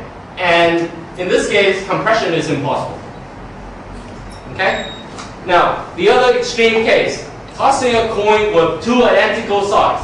Okay? Maybe this is the type of coins that Trạng Quân chơi với chú Trịnh, okay? Right? He knows he's using an unfair coin. Okay? Now in that case, from Trạng Quân point of view, he knows exactly what's going to happen. Okay? It's either all head or it's either all tail. He wins all the time. Okay? And in this case, from our compression perspective, there's also no need for compression, because we can perfectly predict, okay, this source only requires 1 bit of data, which is, can you tell me if it's head or tail? Okay, and that's it. From then on, you don't need to compress anything. And you can always replicate exactly the experiment on the other side, because you know that that coin only have head. There's no tail. Okay? So in this case, what we're trying to say is redundancy is the opposite of uncertainty. Okay? if we can predict something that it has a lot of redundancy, then in that case we can do very good compression. If we cannot predict much, we will do only a reasonable amount of compressions. Okay? Now, let's take the concept a little bit further. Okay? And I have self-information, but I have to weight it. Okay? An event might be very rare, but the probability of it having little chance of happening, like Vietnam winning the World Cup, is small. So in that case, in the weighted sense, that sentence sometimes doesn't carry a lot of information either, right? Because what's the chance of us winning, right? So you have, realistically, self-information is not enough. You have to weight the self-information, right? What is the actual chance that something like that can actually happen, okay? So in this case, you have to take P times I of P, okay? So this is the weighted information. Negative P times log base 2 of P, okay? Now in this case, as you can see, the weighted self-information first increases, and then after a while it starts decreasing again. And it's gonna be 0 at both ends, right? Because something that never happens, in a weighted sense, is useless, right? It carries a lot of information, but it never happens, right? So in that case, it's useless, right? So now, the values of P turns out to maximize this, and you can easily take the derivative and show, right? That is something like this. It happens to be 1 over the natural number E, which turns out to be somewhere around 0.378 or something, okay? And that gives you the maximum weighted self-information.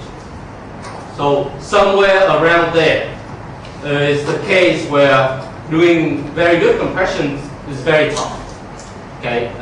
Something actually happens, but it's hard to predict, okay? When it's clear to near 1/2, it's very tough. So the next concept is this, is entropy. And entropy is nothing more than the summations of all the weighted self-information. Okay? So for this source, okay, for example, in the image case, you might have 256 values, 0 to 255. Okay? And the probability of something happens, okay, of some pixel having a certain values like 218. Okay, can be computed like this. P of x of I, the probability of it happening, multiplied by negative log base 2 of P of x of I, which is the self-information of that random variable. Okay. Another notation that we sometimes use is this, where little x belongs to the large X, which is the set of all the possible symbols that can happen. For example, in the alphabet case, A, B, C, D, E, F, G, H, okay? And then the probability of X means that the probability of X equal to one of the guys in large X, and times log base 2 negative size of probability of X equals to sum of the element in X. Okay, so this is the shorthand notation that we use. Okay, the unit of entropy is bits per symbol. How many bits do we need to encode one particular symbol? For example, x1. Okay, and this famous formula, this formula for communication first appears in this Shannon's classic papers, Mathematical Communications, in Bell System Technical Journals in 1948. This is the birthplace of information theory. Okay, and without Shannon, we will not have digital communication nowadays. Okay? Everything is based on this fundamental papers.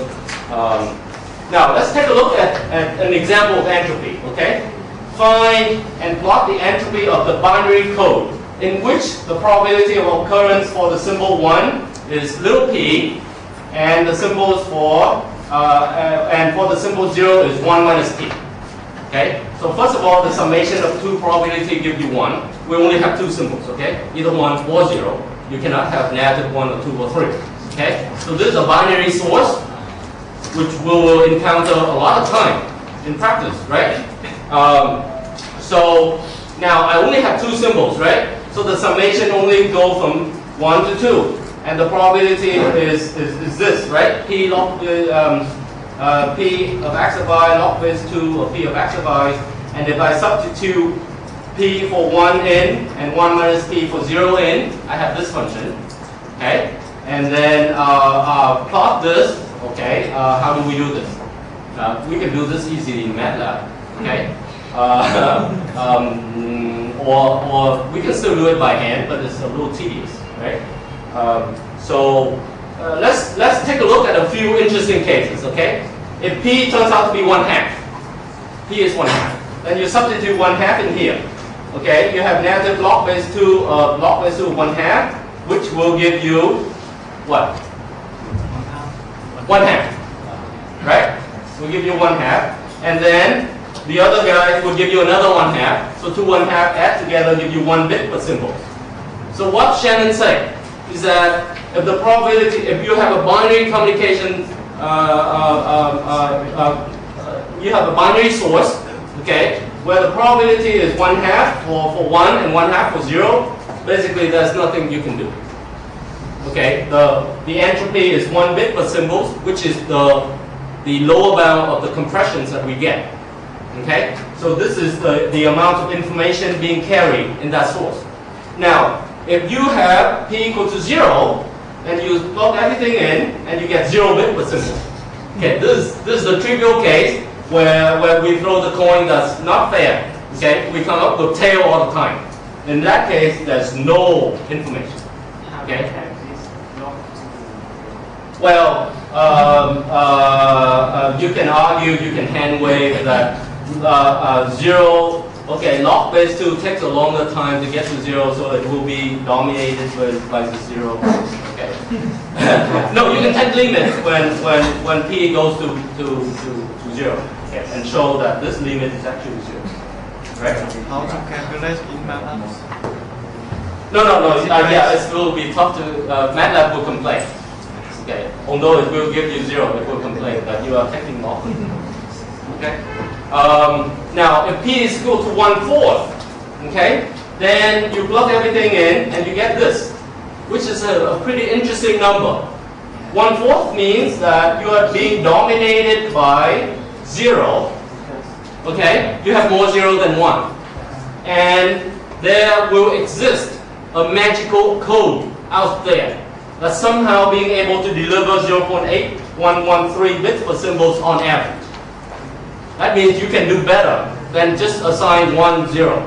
Okay? There is something out there. Now, he never tells us what do we do to get this 0.8. Okay, that's our job. Okay? But the lower bound for that source is this. Okay? Now, if I plot it, it looks something like this. Okay? So the maximum you achieve is at 1/2, minimum you achieve is 0 and 1, perfectly predictable. Okay? Now, so before I move on, does any of you observe anything wrong with this? Can you come up with a counter example with probability being 1/2 for 1, 1/2 for 0, but carries no information? Is there such a thing?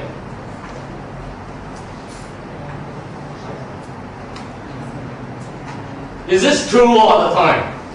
What kind of assumption that he's making? What about this example?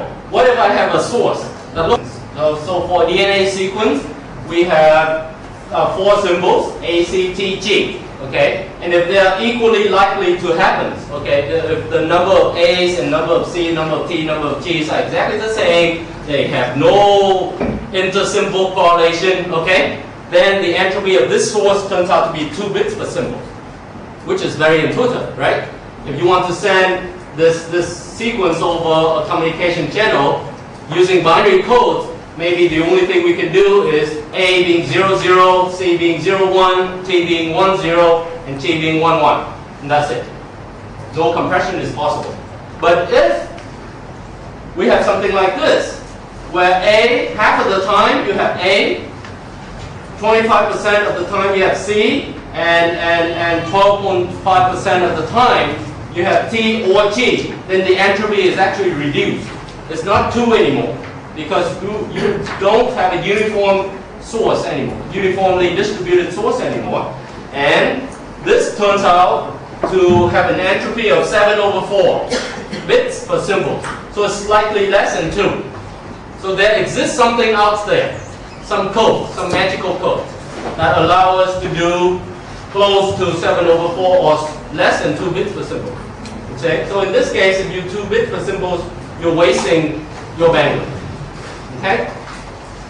Now, before we talk about variable length code, let's take very little time to talk about fixed length. Okay, fixed length means this. You use the same number of bits to encode your sequence. Okay, this is the trivial and very simple things to do. But sometimes it actually has a lot of practical application. For example, our email, when we communicate through email, we're using the ASCII code, okay, which use 7 bits per character. Okay, so that is a fixed length code. Okay, and sometimes on the product that you see in the supermarket, you have those bars. Okay, those are called UPC or Universal Product Code. That's fixed length code.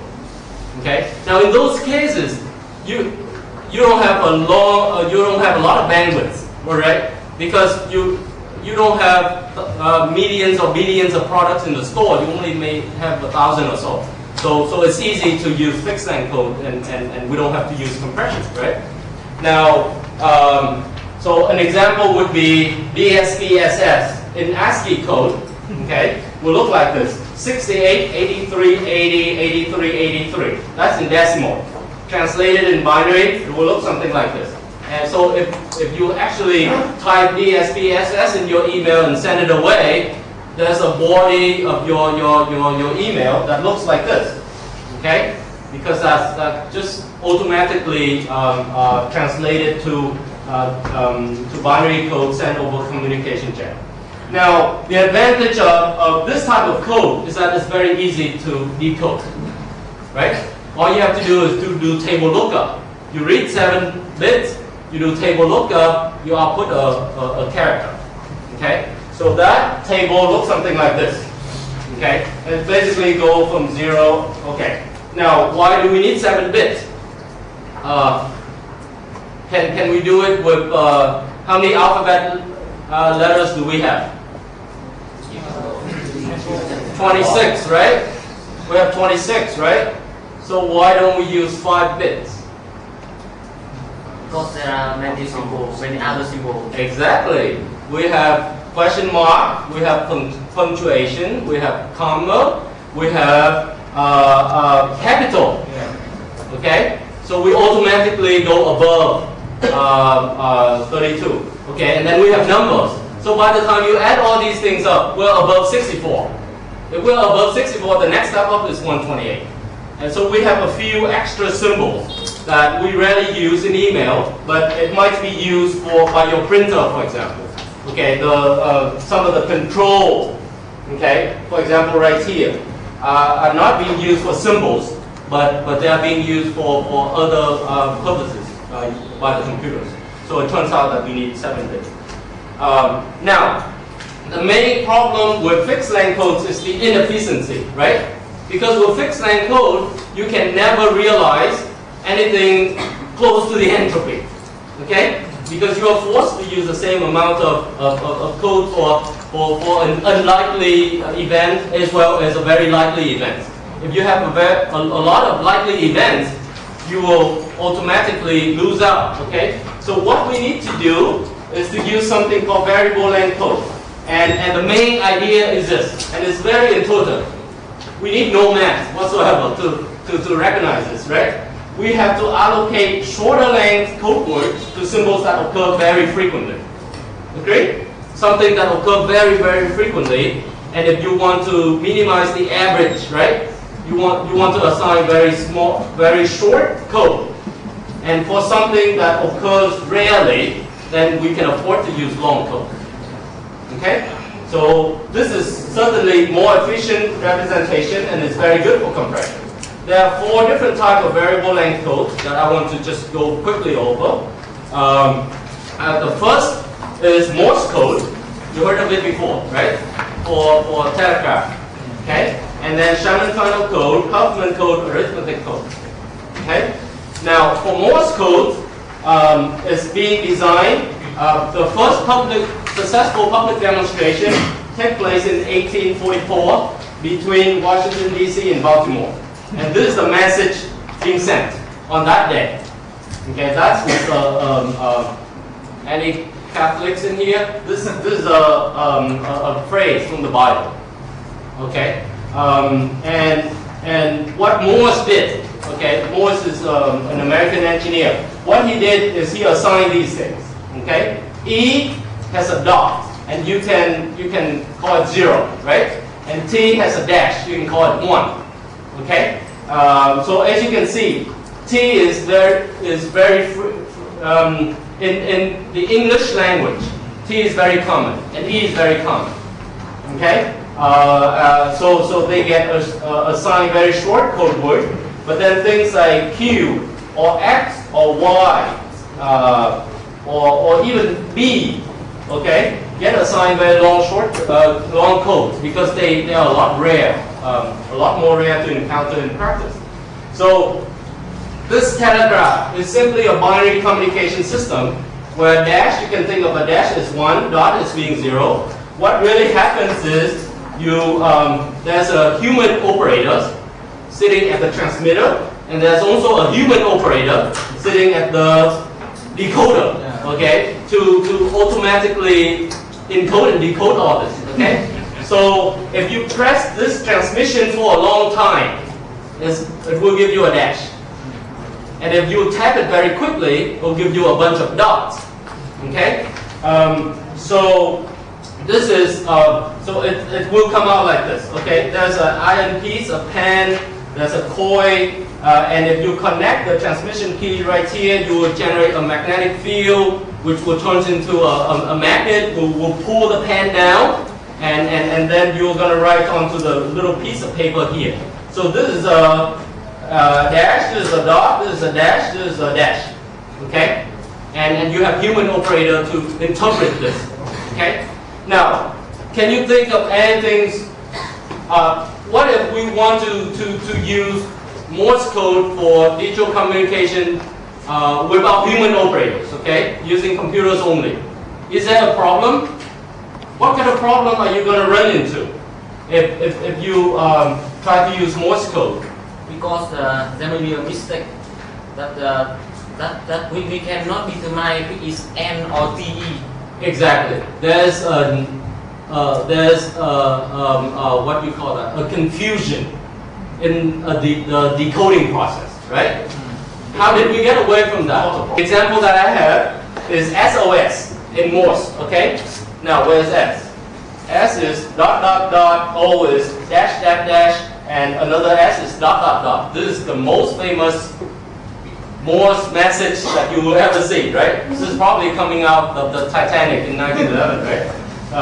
0, 0, 0, 1, 1, 1, 0, 0, 0. Means major problem, okay? Now, so the Morse code for SOS is this, but there are actually several different ways to decode this message. It might be SOS or it might be BMS, okay? Because V, do I have V here? Yeah, V is dot, dot, dot, dash, okay? And then M is dash, dash, okay? So there's a major confusion problem if you try to do this with the computer, okay? So that motivates the people when they first start studying information theory, okay, systematically, automatically recognize this problem, and they want to come up with something they call instantaneously decipherable, okay? Which is the ability to decipher as we go along, okay, without looking ahead, okay, without using human operators, without any confusion. You have to design a code, okay, that has no confusion and also preferably, do not need to look ahead, right? If you have to wait, look ahead, then decode, and it might not be as good as a code that you can decipher instantly, okay, if possible. Okay, so these are the things that we're going to take a look next in the next few slides. And there are also algorithmic issues, right? Is there a systematic design? Also, is there a simple, fast encoding, decoding algorithm, automatic, okay, that the computer can, that we can easily implement on a computer? So I have a few examples here of various type of code for this type of data. Okay, my data has 5 symbols: A, B, C, D, E. Okay, A, B, C, D, E. With probability being 1/2, 1/4, 1/8, 1/16, 1/16. The total, if you sum up all the probability, you have to make sure that it's 1. Okay, that's the first thing that you should always get when you do your computer exercise or written exercise. And how do I come up with this H number? What is H? H is the entropy, right? And we just simply plug in the formulas. Okay, just plug these into the formulas. We have a formula. You come up with 30/16. So which means you take slightly less than 2 bits, okay, to encode this source. And that is the best that we can do, given that all of these guys do not have any memory, like have no relationship, okay, between themselves, okay, independent events. Now, if I use fixed length code, okay, 5 is above 4, so I'm forced to use 3 bits. And there are a few guys that extra, right? Because with 3 I can represent 8 symbols, but I only have 5, so I'm throwing 3 guys away, and that's why you're paying for it. Okay? You're way above entropy, you're very wasteful. Okay? You're throwing a lot of your bandwidth away using fixed length code. Okay? But then let's take a look at other codes, and let's see which one is good and which one will lead to trouble. Okay, so maybe the first thing that we should look is the average length. Okay, and you notice that, hey, this guy is pretty good. Actually this is the best, right? Because we're able to match the entropy. That's as good as you can do it. This guy doesn't seem to be on the same level of performance. But what about which one do you think has confusion when decoding? 4 has confusion. Why? 1. Yeah, when I receive 1, 1. Right. Then I don't know, should I decode it as D or I should wait and decode it as E. Okay. So you already mentioned prefix, which is exactly what the keyword that I'm looking for. Okay. No code can be a prefix of the other, because that will always lead to confusion. Is that true? Okay, we don't need fancy mathematical theorem to show that, right? It's very intuitive. In this case, since it's sequential. Okay? So this violates the prefix code.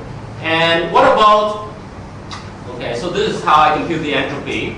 And for the code 1, this is how I get this 31/16 numbers. Okay, the expected length is the comparable number to the entropy. Okay, this is on average. How many bits are you going to take if you use this code? Okay, now A happens half of the time. Every time A happens, you spend 1 bit. Okay, every time B happens, B appears, you spend 2 bits. Right? So on and so forth. So every time C appears, you spend 3 bits, 4 bits here, 5 bits there. So it comes out to 31/16 bits per symbol. This is pretty good, but you are not as close to, you're off a little bit. Okay? Now, next, let's investigate uniquely decodable. Uniquely decodable means there's no confusion in the decoding process. Okay, uniquely decodable, and you can easily verify that 1, 2, 3 doesn't have any confusion in the decoding process. However, take a look at code 1 and code 2. Now, can you tell me which one is better? Just between 1 and 2. Which one is better? 1 is better. Why? What's wrong with 2? When you receive one. Is there a confusion in 2? Yep, it receives one request. The key. Turns out that code 3 is Huffman code. Okay?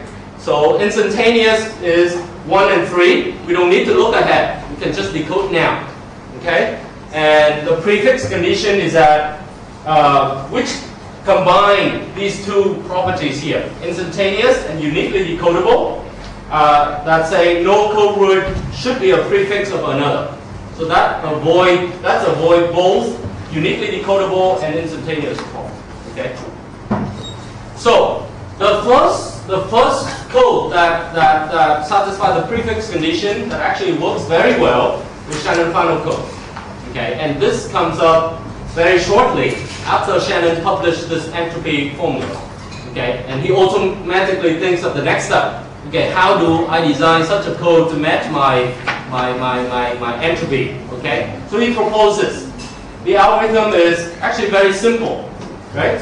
You should line up your symbols with probability of occurrence like this, okay? And then you divide the symbols into 2 groups so that both have roughly the same combined probability. Because you need to assign 1 and 0 to each of the groups, okay? So the first thing that I would do in this case, where should I draw the line? Between A and B, or between B and C, or between C and D? Probably between B and C, right? Because 0.35 plus 0.17 is roughly, give you roughly the closest to half and half, right? So the first line I'm going to draw is this, and I'm going to assign 0 to all the one upstairs and 1 to all the one downstairs. Okay? So guess what we will do next? We repeat until we resolve all the symbols. Okay? So the next step is to draw a line between A and B. This is trivial. So assign 0 for upstairs, 1 for downstairs. We're done with these 2 guys. But then I need to draw 2 more lines for this group. Okay? And in this case, I probably first draw a line between C and D. Assign 0 for upstairs, 1 for downstairs, and then draw the last line here. And that's it. These are the code words. And you can easily see that this construction never breaks the prefix rule because of the way we assign things by group. Okay? You can never have a code word being a prefix of the other. Okay? Because of the way we do the assignment. Okay? So this is called Shannon final code, and it's top-down algorithm. You start at the top, and you start to resolve all the symbols until you're done. Okay? And for this case, the average code word length will turn out to be 2.31 bits per symbol. And that's because when A appears, you spend 2 bits. When B appears, you spend another 2. When D appears, you spend 3 bits, so on and so forth. And this is the on average. Okay? So this is 2.31. And if we quickly go to MATLAB or something to compute the entropy, you come up with 2.23. So as you can see, there's some, okay, it's not that close, okay? There's some redundancy, okay? And this is a good construction, but Shannon struggled with it. Both Shannon and Fano, at that time, they're teaching at MIT. Okay, they work together on this problem, and they struggle with this. They don't know how to show the optimality of their construction, or they know that their code is suboptimal, but they don't know how to come up with anything better, and there's nothing they can do. So the problem stay open for a few years, and then Huffman comes along. Okay, Huffman code. So Shannon Fano published their algorithms in 1949, 1 year after the entropy publications. And then Huffman code is being published in 1952. And unlike Shannon Fano, it's a bottom-up algorithm. So you start with the lower probability symbols and you work your way up. Okay? And actually there's now Huffman code is very popular in practice. All of the JPEG images that you see on the web today, all the DVDs, movies that you watch every day, all the MP3 music in your iPod that you listen to every day has Huffman code in there. okay? Which is an extremely strong statement, right? Without Huffman code, this is a tremendous application in practice. Now, there's a very interesting story about Huffman code. Huffman is a student in Fano's course, information theory course at MIT, and Fano assigned this optimal code design as a homework problem. Okay, so Huffman, 2 weeks later, he turned in his solution and told his professors that this problem is actually very difficult to do. and Fano was so surprised to find out that, wait, you actually solved it? So, and he said yes, he showed the proof, and then he wrote a paper. Okay, so sometimes professors can be quite mean, right? Now, the encoding and decoding algorithm is actually very easy, and it's best to illustrate through a simple example or represent as a tree.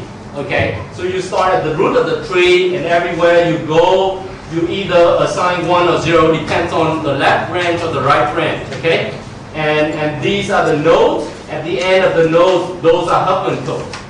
Okay, so instead of going through the slides, I'm going to do the example because it's easier to understand. Okay, so I take exactly the same example as I had before with Shannon Fano, and we're going to try to do Huffman instead. Okay, so bottom-up algorithm means I'm going to try to combine these two guys into a newer symbol. Okay, so I can always do that, right? So whenever I see D and E, I combine them into a super symbols. Okay, I maybe label them DE, and then resort the table. So now I only have 4 symbols instead of 5 because I combined them into 1 already. And the joint probability of occurring is 0.31, right? So when I sort the list, DE comes up here and BC comes down here. Okay, I always put the more likely symbols upstairs. Okay, and then the next step, I'm going to do the same thing. Okay, I'm going to combine BC together and assign 1 to B, 0 to C. Okay, and then resort the table. So 0.17 plus 0.17 give you 0.34. Okay, so it will be above DE now. So the new list will become A, B, C, D, E, like this. Okay, and then I combine B, C, D, E together into another symbol, big one, right? And then finally I get here. Okay, when I get here, I make my last assignment, okay, and then start to work backwards to construct the tree. Okay, so I start at the root, okay, start at the root, and then if it's 0, it's A. If it's 1, it's all these guys. Okay, 1, then it's all these guys. Now, I'm finished with A. There's nothing more that I can do on the right hand side. But on the left hand side, I have B, C, D, E to worry about. So I go up here, I say right. I say if you go left, then it's B, C. If you go right, then it's B, E. Okay? So if I go left, then it's B, C. I go right, then it's D, E. Okay? Are we done? Not yet, because I still have super symbols, right? Okay, so next step is to resolve B and C, and the other step is to resolve D and E. And I'm done. Okay? Now, I can construct the table. I read the table from the tree. Okay? If it's 0, it's A. If it's, how do I get B? I will have to go 1 step, 2 step, 3 steps. So it's 1, 1, 1. How do I get C? I go 1, 1, 0. I get D when I go 1, 0, 1. And I get E when I go 1, 0, 0. Okay. How do we represent the prefix information in this string? What does it mean by violating the prefix condition? Prefix? Is this a prefix? This is a prefix of D and E, right? Because you have to pass through it to get to D and E. So you can never assign the intermediate node as a code. you have to assign the leaves. See, I never have anything that go through A. I never have anything that go through E, D, C, or B. Otherwise, I will violate the prefix condition. So I always assign, automatically you can see that Huffman code based on this construction will never violate the prefix code. Okay? Because we always assign the symbols at the leaves of the tree. We never take the intermediate node. Okay? So this code gives you roughly 2.30 bits per symbol. Now, comparing to the one before, it's 2.31, right? So obviously this is slightly better. Now you might say that, oh, 0.01 bits, who cares? Okay? But in practice, you are not transmitting 1 bit. You're transmitting billions and millions of bits. So these actually makes a difference. Okay? It actually makes a difference in practice. So this is, and obviously as engineer, we want to use the optimal code. We don't want to use something that's suboptimal, right? Unless we have to. So this is certainly a better code to use than Shannon Fano. And comparing to entropy, obviously we still have some way to go, right? We're not as close to 2.23 as we want. So it turns out that there's something else that can do slightly better than Huffman, and that's called arithmetic coding. Okay? Now, Huffman is only optimal when you have cases like this. Okay? When you have cases like this, when the probability of occurrence of the symbols turns out to be power of 2. Okay? So this is 2 to the minus 1, this is 2 to the minus 3, right? These are power of 2. In cases like this, it's quite easy to show that Huffman always delivers entropy. Okay? Now let's take a look at this very simple example and work out the Huffman codes. Okay? Combine these two, assign, combine these two, assign, combine these two, assign, combine these two, assign, and then construct a tree. Okay? When you construct a tree, table Huffman codes look like this. 0 for A, 1 0 for B, 1 1 0 for C, 1 1 1, 1 1 1 0 for D, 1 1 1 for E. In this case, you can see that the tree is nice. It's full. It seems to have very regular structure. Okay, and in this case, when we compute the average code word length, you will come up to 1.875 bits per symbol. And if you apply the entropy formula to the source, you will come up 1.875 as well. So in this case, it's actually matched the entropy, which shows that this is the optimal code that we can ever do for the source. Okay. Unfortunately, for cases like before, in the previous slide, we don't have probabilities that behaving nicely that 1/2, right? We have 0.35, 0.17. They're not power of 2. And in that case, there exist codes that do better than Huffman. Okay? Now, so Huffman's shortcomings is number one, it's difficult to make it adaptive to data changes. Okay, when your data change, the frequencies, behavior change. Huffman codes is a very static code, right?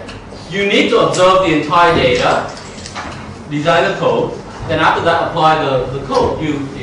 Right? It's very tough to change the code in the middle. Okay, so that's one problem. It's only optimal when this happens. Okay, and the best achievable bit rate is 1 bit per symbol. Is it true? I can never do sub 1. Is that true? Huffman is integer codes, right? All the assignments you do need to be integers number of bits, right? So what are you going to do if you have something like this? If you have a source that looks like this, a binary source, right? Only 2 symbols, but being dominated by 0.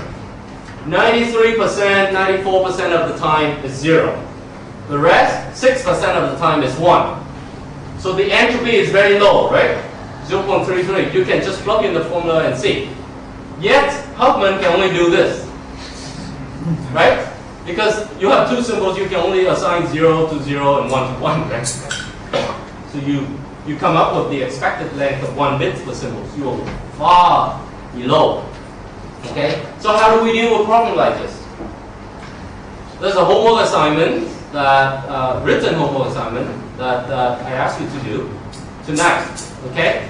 And the suggestion is this. Any suggestion? How do we deal with this problem? A symbol may contain two bit. The same trick, right? The same trick. You need to combine. You need to combine. You need more symbols, right? Because here we only have 2 symbols, and we're being hand-tied, right? There's just nothing we can do. So let's make more symbols. How do we make more symbols? We group binaries together into and generate different codes, right? They're different random variables. So combine symbols. For example, if I have something like this, H is 0.3373, but I can always do this, right? I can combine AA to, these are the 4 possible combinations, right? AA, AB, BA, BB, okay? And the chance that you have BB is very small because it's 1/16 from 1/16, right? So you have the probability of 1/256, okay? But the chance of having AA is actually pretty high. So that's 15 squared over 16 squared, okay? So here, we definitely can design Huffman code for these 4 guys, okay? And if I do, H turns out to be 0.6746.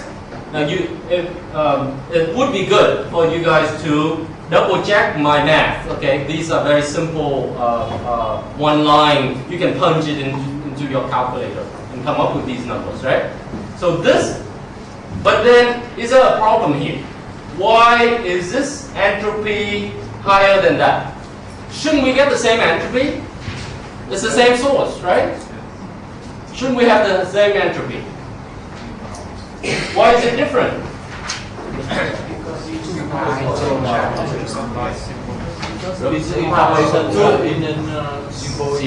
It's per symbol.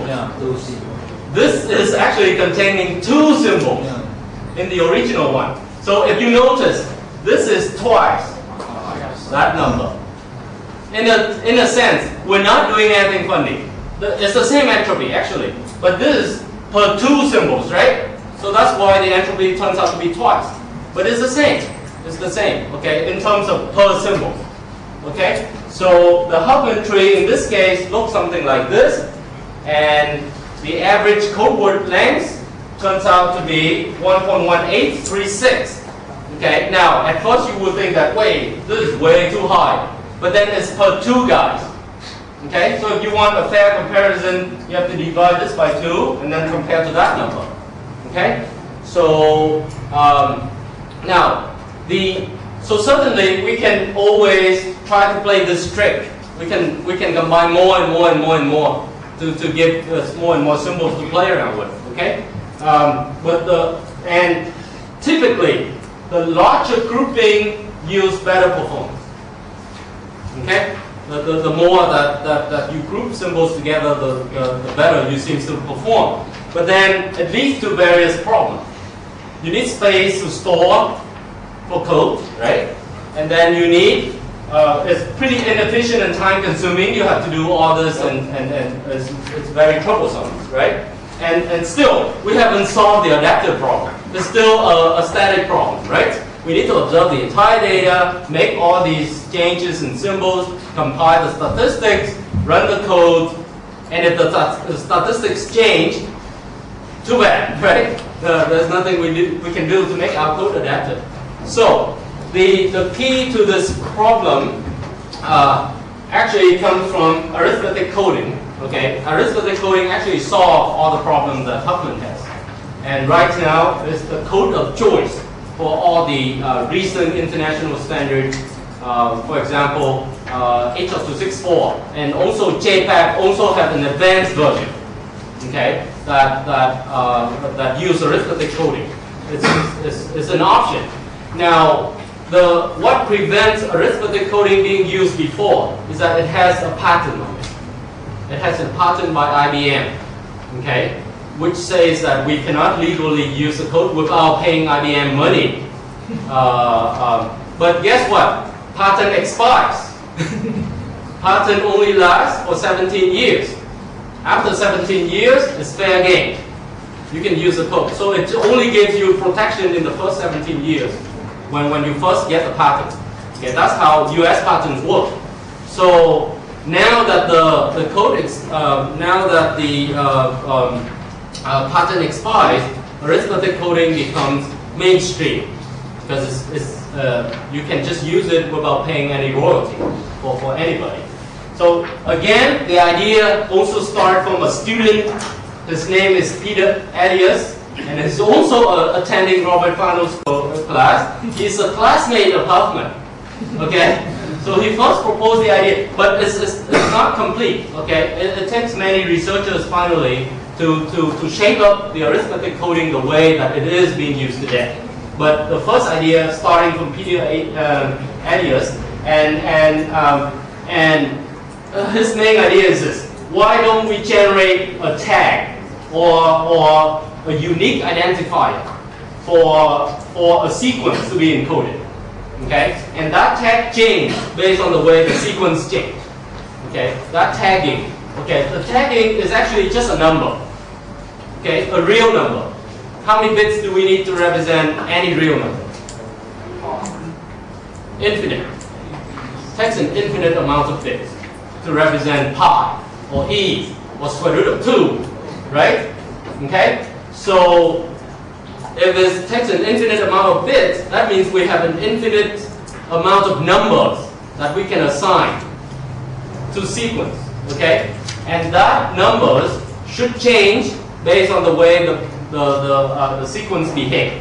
Okay, so the main idea is this: we're going to tag the sequence by an identifier or a number, and that number will be in the unit interval from 0 to 1. Okay, 1 excluded. Okay, we're going to pick a number in there, and that number, the resolution of the number. Okay, how many symbols do you need to represent the numbers? It's actually the code. That's how long the code is. Okay, that's arithmetic coding. Send that number to the decoder, and hopefully, if we do it right, the decoder will take a look at the number, work backward, translate it back into the sequence of symbols. Okay? Now that might look difficult to do, but if I do a very simple arithmetic coding exercise, you're going to see that it actually is not that tough. It's actually pretty easy. Now, before I go into the demonstration of arithmetic coding, let's talk very briefly about how we represent binary numbers or fractions, okay? Because we need a number from 0 to 1, right? So that's why we need binary numbers for this. And for example, 0.75 in base 10 can be represented as 0.5 plus 0.25, right? So it's being represented as 2 to the minus 1 plus 2 to the minus 2. And that translates to 0.11 in base 2. So if I send 1 over to the decoder, it will know that it's 7.75. Okay? Now, more complicated numbers. That looks pretty outrageous, but if you work it out, okay?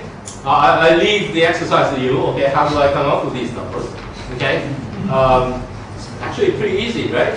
If it's smaller than 0.5, then you assign 0 here, right? If it's larger than 0.25, then you assign a 1 here, right? So on and so forth. Okay? So I come up with this numbers, 2 to the negative 2 plus this. So it's being represented as in binary as this. So I'm going to send to the decoder. I'm going to send to the decoder 0, 1, 1, 0, 0, 0, 1, 0, 1. Okay? And it knows, right? That is 0.3847, whatever. And it will try to work backward to generate the code. Okay? So let's try to do this. I have this coding examples. So these are the symbols. These are the probabilities. If you work out the Huffman code, it will look like this. Okay? And this is the string to encode. The string actually happens in a communication channel. Okay? You want to send x2, x2, x3, x3, x6, x5, x7. Okay? If I do Huffman, then you basically do table lookup, right? x2, what is it? 0, 1. So there. Okay? Another x2, 0, 1. This is there. What is next? x3. So 1, 0, 0. So that's there. Okay, this is what we're going to do in our MATLAB exercise also. We're going to do Huffman coding, decoding. So decoding is, encoding is very simple. It's just table lookup. Okay? Decoding. It's actually pretty tough, right? Because then, again, it's table lookup, but you have to do pattern matching, right? And then do code assignment. Okay? So, but if we do this example, we come up with 18 bits to represent this sequence, right? You can just count. Okay? So that's Huffman. We're going to do arithmetic coding now. So with arithmetic coding, we're going to send a number over. That number is going to be between 0 and 1. Okay? And these are the probability of occurrence. Okay? So the way I do this is very intuitively. Okay? I will assign the intervals based on the frequency of the code. So for example, x7 has probability of 0.1, which is 10% of 0 to 1. Okay, so it got 10%. It got 10% of the interval 0, 1. And then x6 has probability of 0.2, so it get allocated 20%. Okay, and x5 has probability 0.3, so it got a 30% allocation. So the length of the subinterval correspond to the probability of occurrence. Okay, so something like x4 has a very small assignment because it's actually pretty rare. Okay, so now the string to encode is x2, x2, x2, x3, x6, x5, x7. So this is how we're going to do it. Okay, x2, we need to send x2 over. So I looked up x2, and x2 get assigned to this interval from 0.05 to 0.25. So guess what? Guess what number I will send over? Some number between 0.05 and 0.25. For example, 0.125. Right? The decoder, take a look at 0.125. By the way, the decoder also knows these probabilities, so it can also generate this same assignment, right? So take a look at 0.125 and it say, that is between 0.05 and 0.25, so it must be x2. Okay? And that's how the encoder-decoder works. Okay? Now, what's more important is what's coming up next, right? Sending one guy is easy. But what about sending 2, 3, 4, 5, 6 symbols? Concatenated together. Okay? So x2, the next step up is that I'm going to blow this interval out. I'm going to blow this interval out. And I do the same assignment on the updated interval. Okay? So the updated interval will have 0.05 down here. Okay? 0.25 up there. 0.25 up there. Okay? And then I take that interval which has length 0.2 and I do the same percentage assignment. Just like the original one based on this. Okay? So I have another x2 to send over, right? So I have to figure out what exactly is this number and what exactly is that number. Okay? How do we do that? So the formula is right here. You just basically, it's very intuitive, right? You take the original low plus the range, which is from here to here, scale, right? The range is the scale, so the scale right here is 0.2. And then the subinterval high are those numbers. Subinterval high is this number, subinterval low is this number. Okay? So I'm going to be able to figure out that if this is 0.5, this is 0.25, and this takes 20%, okay, out of the entire length, then I'll be able to figure out that these correspond to 0.06 and 0.1. Okay? Now, maybe I should confirm that so that you believe me, right? So how do I How do I do that? If I take 0.05 plus, what is my formula? My formula is the original low plus the range which is 0.2, okay, times 0.05, right? So that's 0.6. That's 0.06, which is the number that I need here, okay? And then if I redo the same thing, I'm going to find out 0.1, right? So how do I do that? I change this number to 0.25, right? And I get 0.1. I get 0.1, okay? So that's how I get this number. That's how we narrow down. We narrow down the range to 0.1, 0.06 and 0.1. Now at the decoder will, if we stop right here, we're going to send over a number, any nice number you can think of, okay? That's between 0.06 and 0.1, okay? So you choose a nice number to send over, and the decoder will say, that's still your warranty to stay within this range, right? Because the way we did the operations, it can never change, okay? So we always stay within this range because we always blow up the range, narrow down, blow up the range, another one, okay? So we are warranted to stay with between 0.05, 0.25, and that's why we can decode x2 continuously. So if you follow this scheme, okay, you keep on doing it. If you have x3, then the blowing up is now between here and here. And you have to figure out if this is 0.06, this is 0.1, and this is like 10%, okay, based on the original probability of occurrence, what should the number be? Okay, so you can figure that out, and this turned out to be 0.07, 0.074, and if you keep on going, let me go all the way to the end. Okay, so this is the end. And I come up with the lower bound being 0.0713336 and the upper bound being 0.0713360. So you have to pick a number, a nice binary number between these two range, okay, and send it to the decoder. Okay? Now, if you notice, the range becomes smaller, smaller, smaller, smaller, and smaller when the further you go into the decoding process. What does that mean? That means you need more bits, more bits, more bits, more bits, more bits to describe the resolution of this range, okay? And that's what makes arithmetic coding work. So intuitively, we keep on narrowing the interval, okay? And the number that we will send to the decoder, I let you figure out why I picked that number, okay? And then if I want to represent it using binary, then it's these guys. And in base 2, this is what happened. So I need 0, 0, 0, 1, 0, 0, 1, 0, 0, 1, 0, 0, 0, 0, 1, 1. That's what I'm going to send over to the decoder. How many bits is that?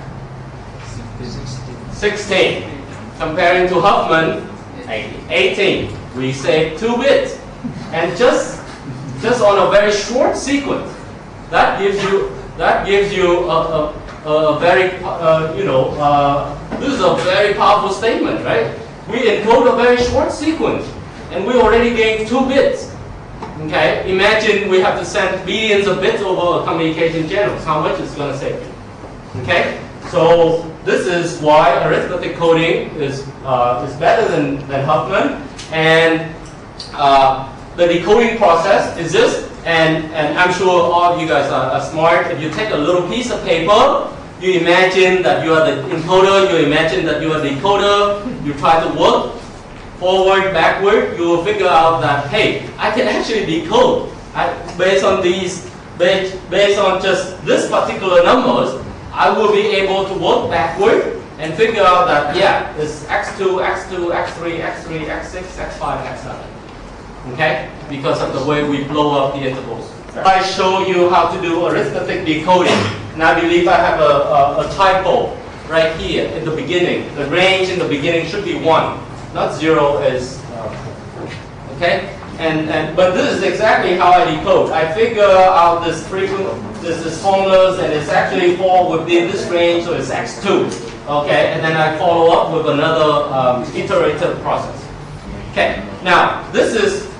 Let me finish this, and then we stop. Okay.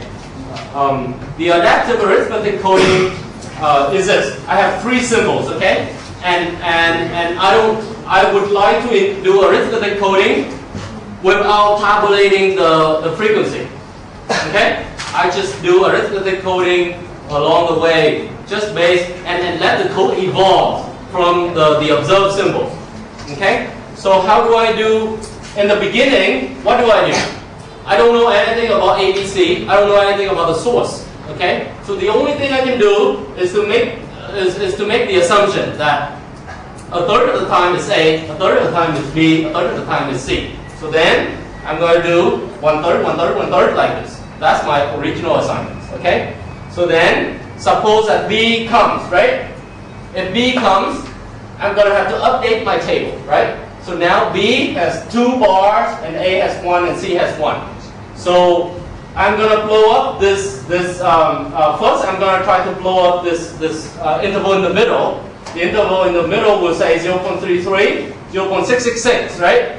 But then when I partition the next subintervals, I will partition it with respect to the new count. So I'm not going to partition it with 1/3, 1/3, 1/3. Instead, I'm going to partition it with 1/4, 1/2, and 1/4, because B happens twice now.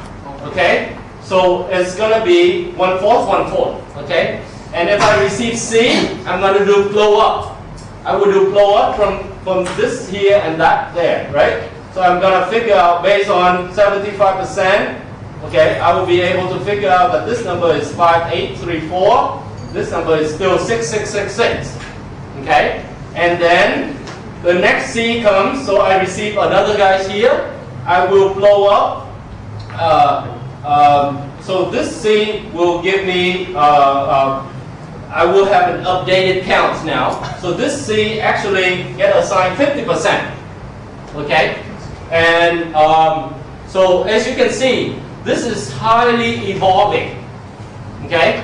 Now, the question is, how do we actually decode? Okay, does that actually work? Any idea? When you decode, what do you first start? You don't start with that one. You start with what? 1, 1, 1. You start with 1, 1. Agree? Okay? You start with 1, 1, 1. And then, you are sending this number over, 0.6396. And I take a look at 0.6396, I know that it's B, because it's in here. Okay, so what did I do? I know that it's B, I decode B, then I update my table. If I update my table, the next decoding step, I'm going to use this, right? Aha, so then see, that's the synchronization that you need. Without the synchronization, you will not be able to decode, okay? And you can simply, if you doubt what I claim, you can simply go home and try to work out the decoding of this BCCBA and convince yourself this actually works. Okay? And that's why arithmetic coding is so adaptive. Okay? Because we tabulate the frequency as we move along, and we don't need to have a 2-pass algorithms, right? We don't need to compute all the frequency, design the code, then go back and do encoding. We just do encoding, decoding along the way. And it's so nice. We send one number over. Done. Okay? So let me stop here because we're running out of time. Okay, that Sanofano is better than Huckman. So we cannot say that Huckman is better than Sanofano.